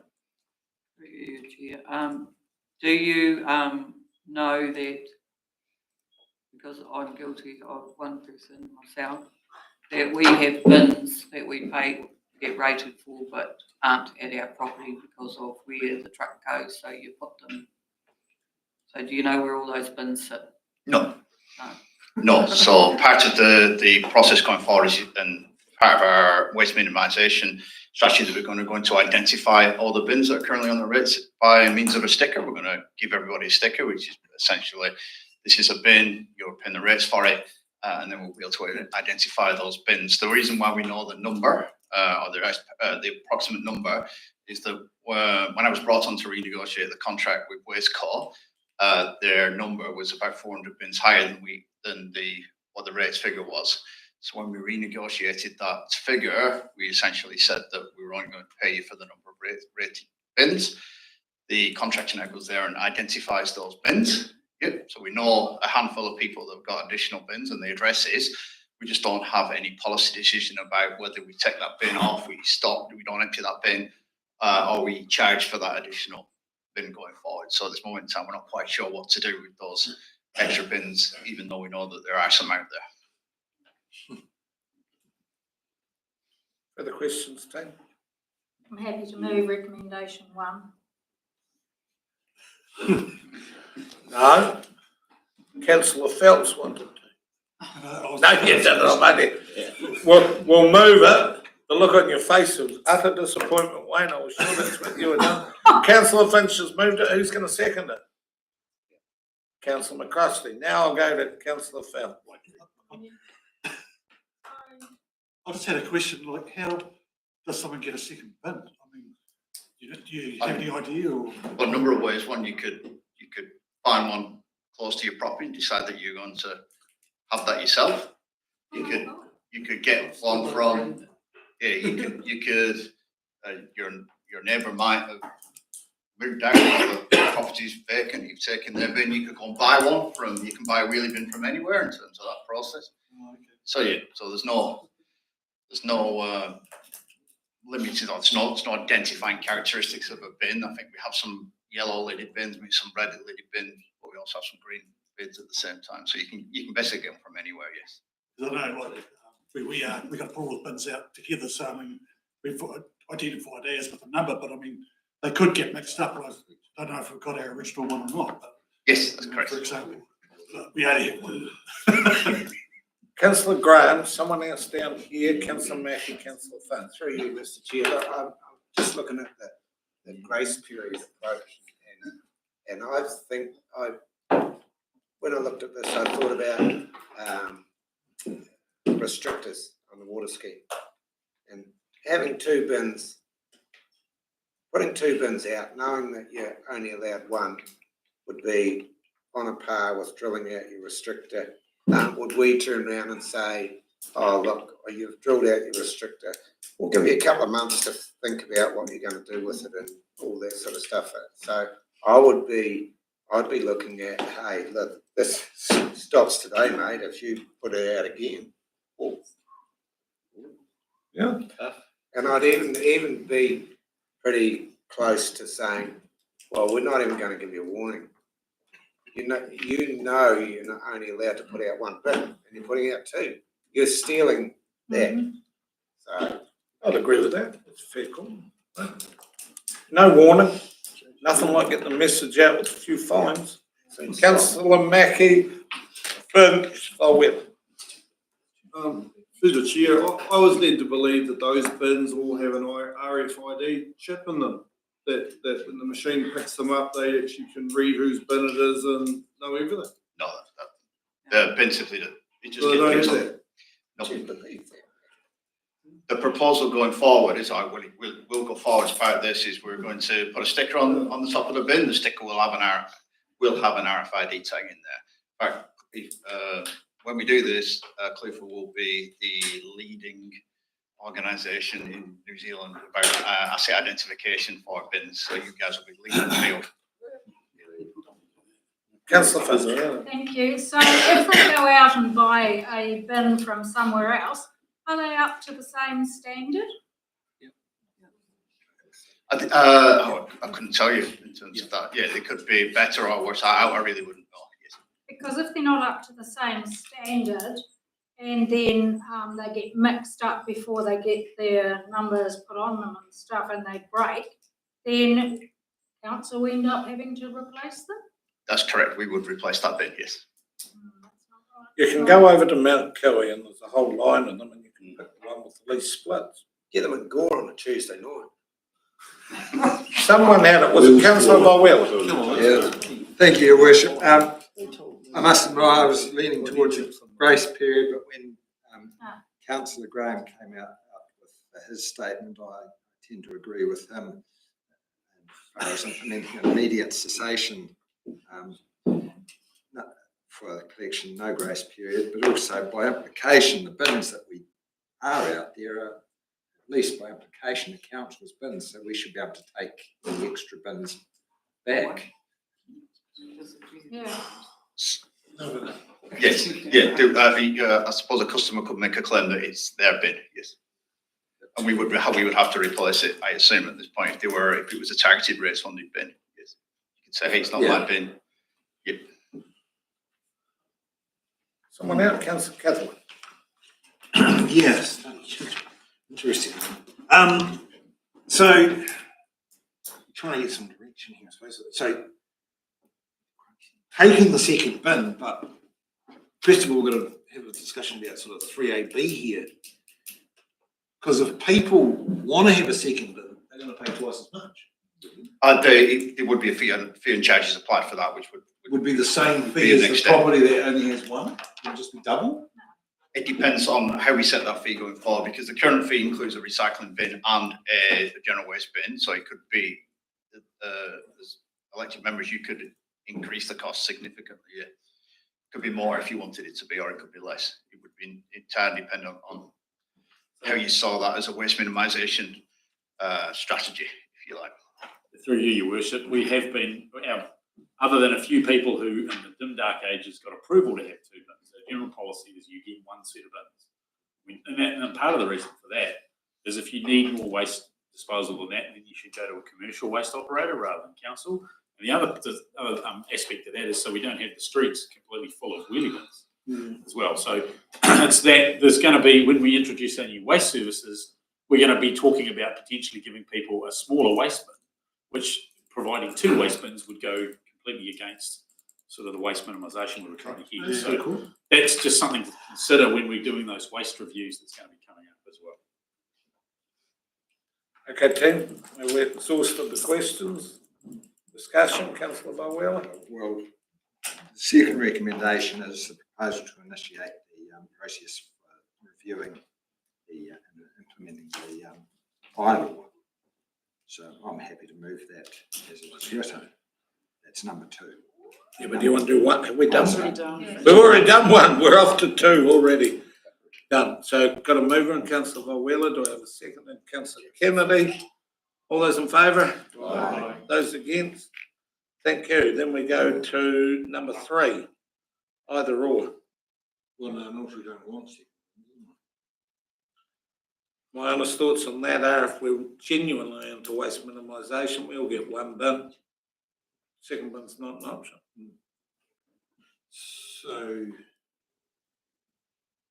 recommendation 3, there should be a C. No, we just don't move it. We just don't, yeah, well, it's a scrap recommendation 3. If you're moving to that approach of not allowing a secondary bin. Permanent or not, not available. Councillor Bowell. I think there might be justifiable cases where a second bin is necessary for a property. I don't know what they are, but in this case, the recommendation says they have to complete a satisfactory waste audit and would require additional targeted rate payment just based on fees and charges. And I'd be happy to move that council provides direction on the management of additional bins by limiting secondary bin, limiting the second bins to properties as listed in B. I'll second it. Seconded by councillor Phelps. Matter open for discussion. Councillor Martin, followed by councillor Katamini. Well, I won't take long, Your Worship.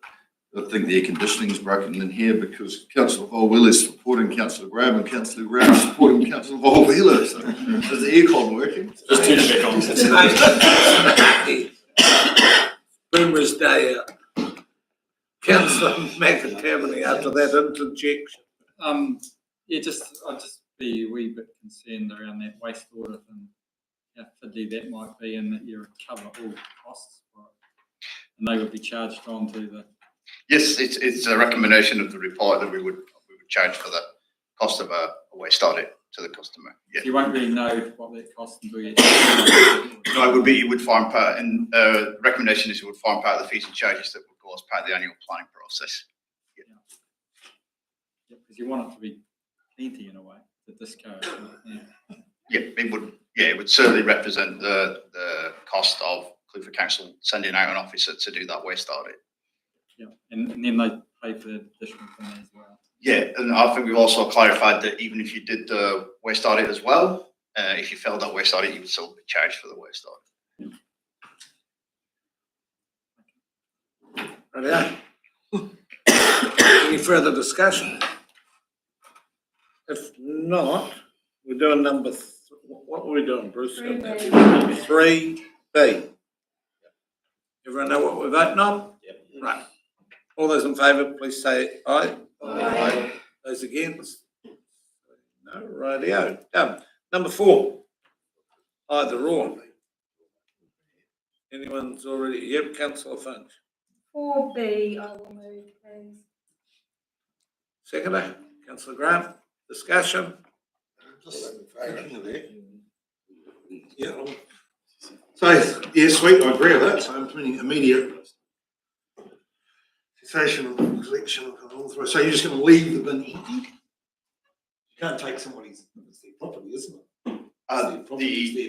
The current bylaw would leave the bin full, and it would be up to the owner of that bin to make arrangements to have that bin emptied. Yeah. Yes. That's when so they would be going to council and say it was one bin on you. Yes. And then that's when you'd be explaining that you need the secondary bin permits. We would say to you that you've got allocated a bin. This is a secondary bin. We don't have you would need a waste audit, or you would have to find an alternative solution for that. Yes. Most people just walk away from it. Yeah. Cool. Yes. We've also included in the bylaws to remove that bin if someone decides that they don't want to own it. So we have the ability to remove it. If someone then claims afterwards, we can recharge for the removal of that bin. So if you left it out in the street, so obviously we don't want bins left out there permanently. So we would remove that bin at some point.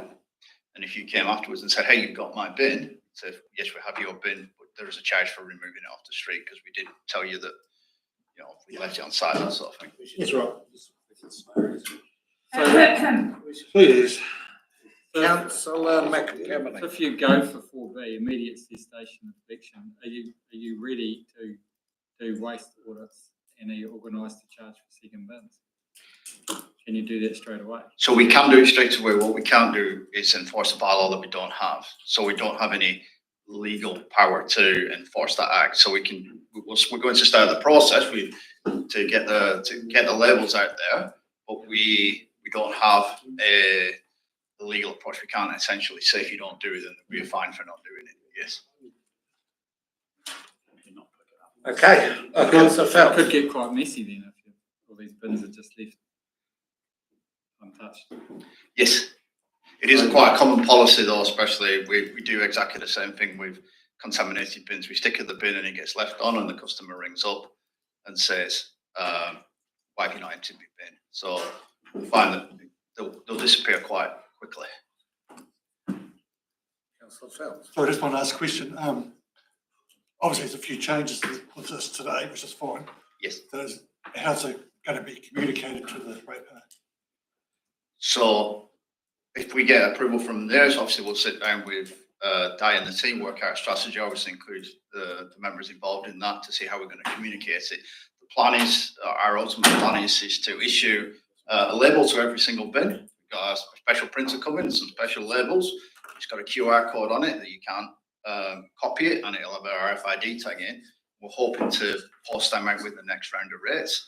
It says to people, please can you stick a label on your bin?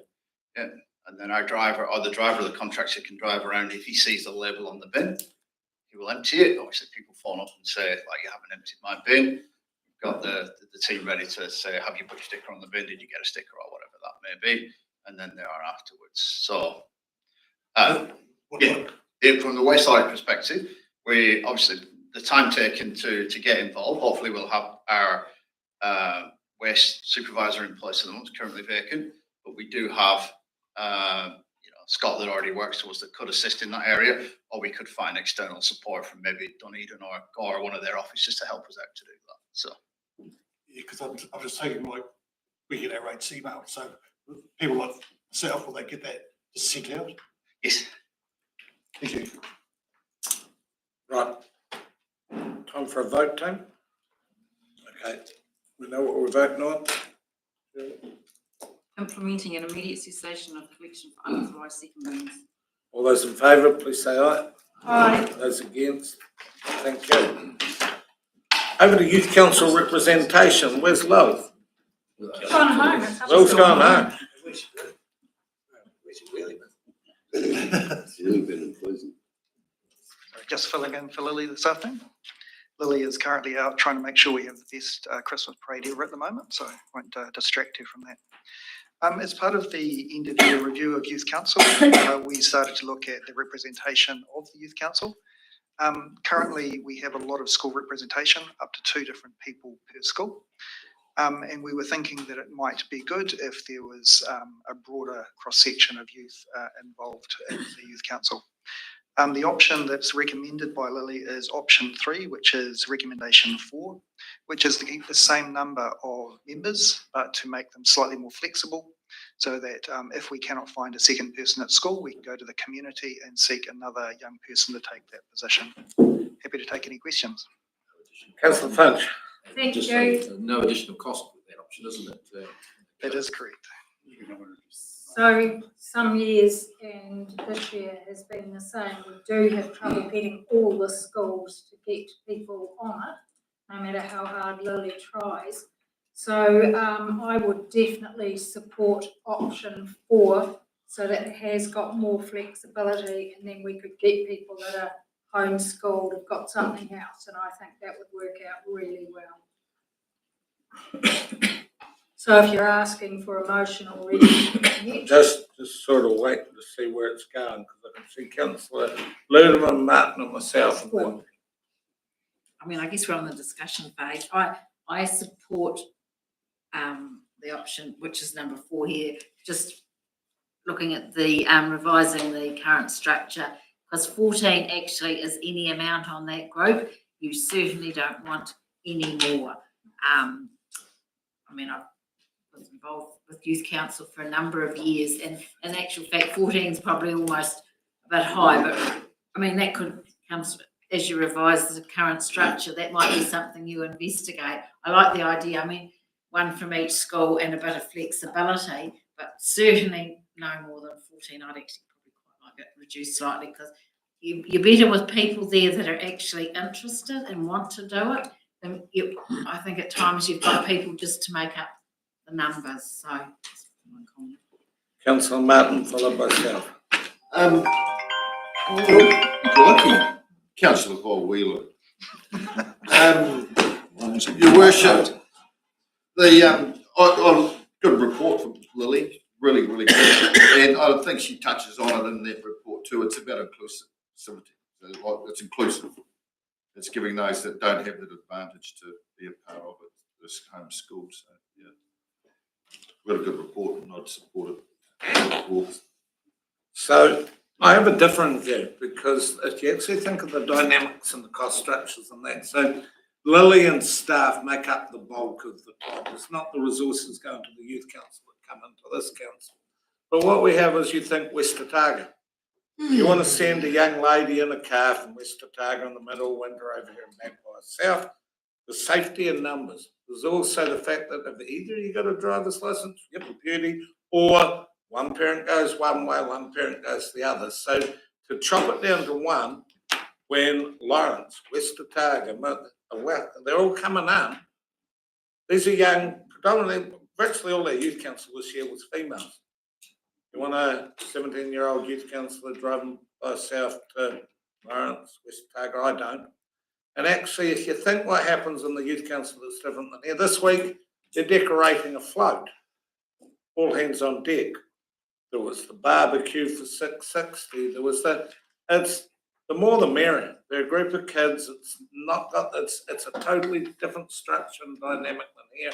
It's not going to cost us. It'll cost 2 subways and a whatever extra cost. But I'm hesitant on whether the additional of the homeschools. Yeah, all right. Let's give it a go. Lou's very much into transparency, but I don't think we should tamper with the two because we're opening up a whole lot of, especially on the driving and the girls, Cecil Crawford's, the girl Crawford's, 2 sisters. Well, the older one had to drive the young one. I don't know what's going to happen next year. She needs a mate. She needs someone to drive. And we've got a lot of young counsellors that tend to go down. So for me, I'll go to 16, and I'm quite sure Lil, if you come to a youth council meeting, you'll get the hang of it. We actually do games and have discussions and a whole lot of things that are nothing to do with what we do around here. Councillor Nakatamini Finch. I was just going to, I've forgotten what I said, what I was going to say. Good. I think everything really short today. Well done. Councillor Payne. Thank you, Your Worship. Look, I'm mindful that we already struggle to get youth councillors from each school and Telford to come every day already. I think I'd be a little bit reluctant to up the numbers in any way. As far as driving is concerned, Your Worship, I think possibly they're driving on a restricted licence and can't take a passenger anyway. That's why some of the parents are coming with them all the time. Yeah, I think I'd go option 4 does sort of fits with me a little bit better. But yeah, because that still allows for the homeschool people to come in some way, shape or form. Sorry, I've remembered now. You don't get another go. Yeah, you had your turn. No, I didn't. Where you go? I was just going to say, we have sickness, we have other things that they can't always be here at the meeting. And if you cut it down even further than the 14, then sometimes we would struggle to get a quorum, especially during the winter when it's sickness and stuff. So, yeah. So what have we done? Can I move number 4, please? I already did. I did. They haven't done that. We can vote on it. Councillor Ludeman, seconded by Finch. Always in favour, sir. Approval does. Right, hold on. We're doing the whole kit and caboodle. Right. I'll do 1 and 4. 1 and 4. Okay, so we know what we're voting on. All those in favour? Aye. Those against? Thank you. Right, we're going to, if we focus, we'll chew through these last ones pretty quick. So we've got a recommendation from the Regulatory and Community Committee. You move What? the recommendation. Yeah, but what was it? Whitehaven's. Right, you just managed to get there. Yeah, I'd recommend that. Yeah, you're seconding that, Jock. But on that note too, just briefly, councillors, it was 3 years ago when I walked in this room at the long-term plan decisions after seeing an article of some young mums reaching out about getting this project going, and just talking to the reporter today and the really good strong support from the council back then, and they've been with us all the way through, and bloody congratulations to Mike Goldsmith because he's been part of the journey from the onset on behalf of the council. So yeah, thanks very much. And it's open, so bringing grandchildren or children, that's great. So we're going to move in a seconder. No further discussion, put to the vote. All those in favour? Aye. Those against? Right, gear change time. Confirmation of council meetings on the 23rd of October, 7th of November. I move that we accept them. Councillor Felt seconded. All those in favour? Those against? Thank you. 23rd of October. Infrastructure Strategy and Operations Committee meeting on the 21st of November, moved by Councillor Graham, seconded by Councillor Payne. All those in favour? Aye. Those against? Same for the regulatory and community committee minutes. Moved by councillor Graham, seconded by councillor Wheeler. All those in favour? Aye. Those against? Corporate policy committee meeting. Councillor Ludeman, seconded by councillor Finch. All those in favour? Aye. Those against? Got one, there's a few pages there, really. Okay. Risk and assurance meeting, noting of the minutes. Councillor Ludeman, councillor Wheeler seconded. All those in favour? Aye. 50. Changing enough pages over. West Otago's noting, councillor Herbert, councillor Kennedy. All those in favour? Aye. Those against will go the same with Lawrence, councillor Martin, councillor Kennedy is seconding. All those in favour? Those against. So Youth Council, I'll move the noting of, seconded by councillor Payne. All those in favour? Those against. Then we go round the table. What were the highlights for me?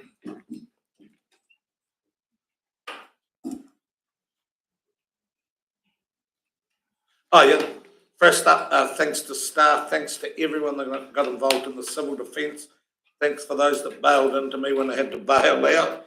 And yeah, it was a testing one. I think we got through, we got lucky, but thank you for everyone that helped there. I've been attending Cactus program in both Milton and Balclutha to the point that I was that fit last week that I went and Councillor Payne didn't take up my challenge. He knew what was coming. And the training awards for the MES task force, anyone that went there, I think that girl was about the best inspirational speaker I ever heard. If you knew the background story, like crikey, she's a good speaker. So that was a great night out. Just so that you know, on December the 3rd, I didn't attend the Rosebank Christmas tree, and I didn't do too much this week. I want to thank especially Councillor Payne and Ludeman for bailing in at the last moment at the start of this week. Thank you very much for that. It's not easy to have to come up with a Christmas joke. It's probably the hardest bit of it, but I appreciate the fact that you bailed in for me. So thank you for that. We'll do the round the table and then we'll question each other at the end. Councillor Catherwood. Oh, just the usual council bits and bobs, community groups, pools, etc. Water meeting that we had. It's quite interesting. Morrison Low report one. And great pleasure. I didn't attend for very long, but I did. Great pleasure in tuning up to the air rescue helicopter arriving at our new helicopter car park. Great asset to our community. Our local lines are raised just over $1,000 to make that happen. So the community is very proud of that new project that's up and running. Thank you, Dane. Councillor Wheeler. Thanks, Your Worship. Just meeting the Tyramouth Amenity Society, their bi-monthly meeting. A whole lot looking forward. Meeting on the 19th of November, and then on the 27th, I went to a Otago Housing Alliance meeting, which was interesting. It was put on by former Mayor of Dunedin, whose name is Aaron Hawkins. Oh, he was one of the speakers at it, I should say. So I went along just perhaps to see what was happening with that and make a few acquaintance with a few people involved in that. Thank you. Nice, thank you, Bruce. Councillor Martin. Been to Wellington with the Community Board Executive Committee, bit of Te Maro Atua stuff. Heritage Toolbox meeting in Dunedin with Mike and Roger Cotton. Water ski meetings, aquatic centre meetings, and there's been a few of them because we've had a few emergencies lately. Once again, the council has been supporting them good. Last night was at Clutha Foundation meeting. The Lawrence Group was celebrating. They've cracked the $50,000 mark, so they're in business. They've got 53K up and running. So there's a happy group there, and just busy enough. I'm looking forward to a bit of whānau time come Christmas. Nice. What time did you get home from the Wellington meeting? Councillor Lederman? We had a rec centre meeting, Clutha Development meeting, citizenship ceremony, senior citizens lunch yesterday, Toot for Tucker for the Clutha Food Hub, which was well supported from the district, but I think a little bit less than last year, but certainly was supported to the flood event debrief and the Morrison Low meeting. Thank you, Ali. Councillor Mackie? Well, been reasonably quiet, a few council meetings, Clinton School reunion, Gold Star, the Cobra, and not too much really been happening. Thank you, Brent. Councillor Herman? Just briefly from me, just zone 5 and 6 meetings in Dunedin and in zone 6 water meeting in Morrison. Thank you, John. Councillor Grant? Yeah, a couple of Kai promo meetings, an RTC meeting, met with Melanie Stevenson regarding the Francis Street flood event, and I suppose the Bruce facility variable submissions were in there, were they? I don't know. And yeah, zone 5 and 6, just normal councils. Thank you, Bruce. Councillor Payne? Thank you, Your Worship. I'm just going to rattle these out. Zone meetings, same as you, Alan Pregnell, Melanie Stevenson, the Fluent Solutions meeting. Looking forward to hearing what's come out of that actually. Matches, and we went over to Westhaker to support John and what was going on over there and the fundraising. I did get set up by Brian with the cactus breakfast. He sent me there at 6 o'clock one morning and he never turned up, and I had to run down to the gym with the kids and get into some kickboxing and then run back up the bloody hill again. And he was standing there cooking breakfast. So thanks for that, Brian. It was great. Youth Council, we've done a couple of workshops. The hearings, executive team meetings, Sterling Water, a public meeting I went to, training awards, the Morrison Low, just standing committees, dinner with the ORC, and of course I went to Telford graduation. I enjoyed sitting in with the senior citizens and doing the lunch event the other day. You were Friday, so it was really good. It was a great event. Excellent. Thank you, Kenny. Councillor McCrosty? Morrison Low Council, we're whole looking forward. November with we're whole looking forward. Citizen induction, the submission hearings and standing committees. Pretty much it. Thank you, Dean. Councillor Finch? Thank you. Zone meetings, meet with Alan Pregnell, submission hearings, St Mary's School Fair, Clutha Foundation Trust, Council catch, Regional Council, an executive meeting, committees, Youth Council meeting, end of year we had the Telford graduation, the Clutha show, and the Youth Council workshop to do our float, which is all ready to go. It just needs voted on the trailer. Thank you, Gaynor. Councillor Cameron? Not much compared to everyone else. Citizenship ceremony, water scheme meetings. That's probably it. Thank you, Simon. That's what I had to go. Councillor Fowles? Thank you, Worship. Zone 5 and 6 meeting in Dunedin. Quite got a bit out of that. Citizenship, Tupoma.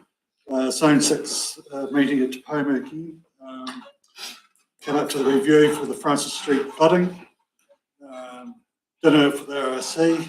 And we had a fundraising at IGM brekkie dinner. We got $460 for the food bank. So that's about me. Nice. Well done, Wayne. MP, yes. Councillor Kennedy? The last community board meeting for the year. We also have had AGM for Clutha House first this year. First time that we've ever had a deficit. Working on funding with Te Whatiora as things go. Had 5 meetings to do with the community centre, Te Whanui. New seats have gone into Hancock Park. And do invite everybody. Whiskey Gully has a Christmas trail at the moment. It's really nice at night time, but you do need to bring a torch so you don't trip over the tree roots. So it's a lovely trail with all Christmas decorations are set up in the trail. So that's there until just before Christmas parade on the 24th. It's me. Councillor Barron. Visits to Milton Pool's camping ground, standard council meetings, but November was filled up with organising events for the AMP show. Thank you, Kevin. Councillors, questions to one another? Any questions? If not, I'll just make the comment, the report from LGNZ, I think that was worthwhile attention to the agenda. Test your report.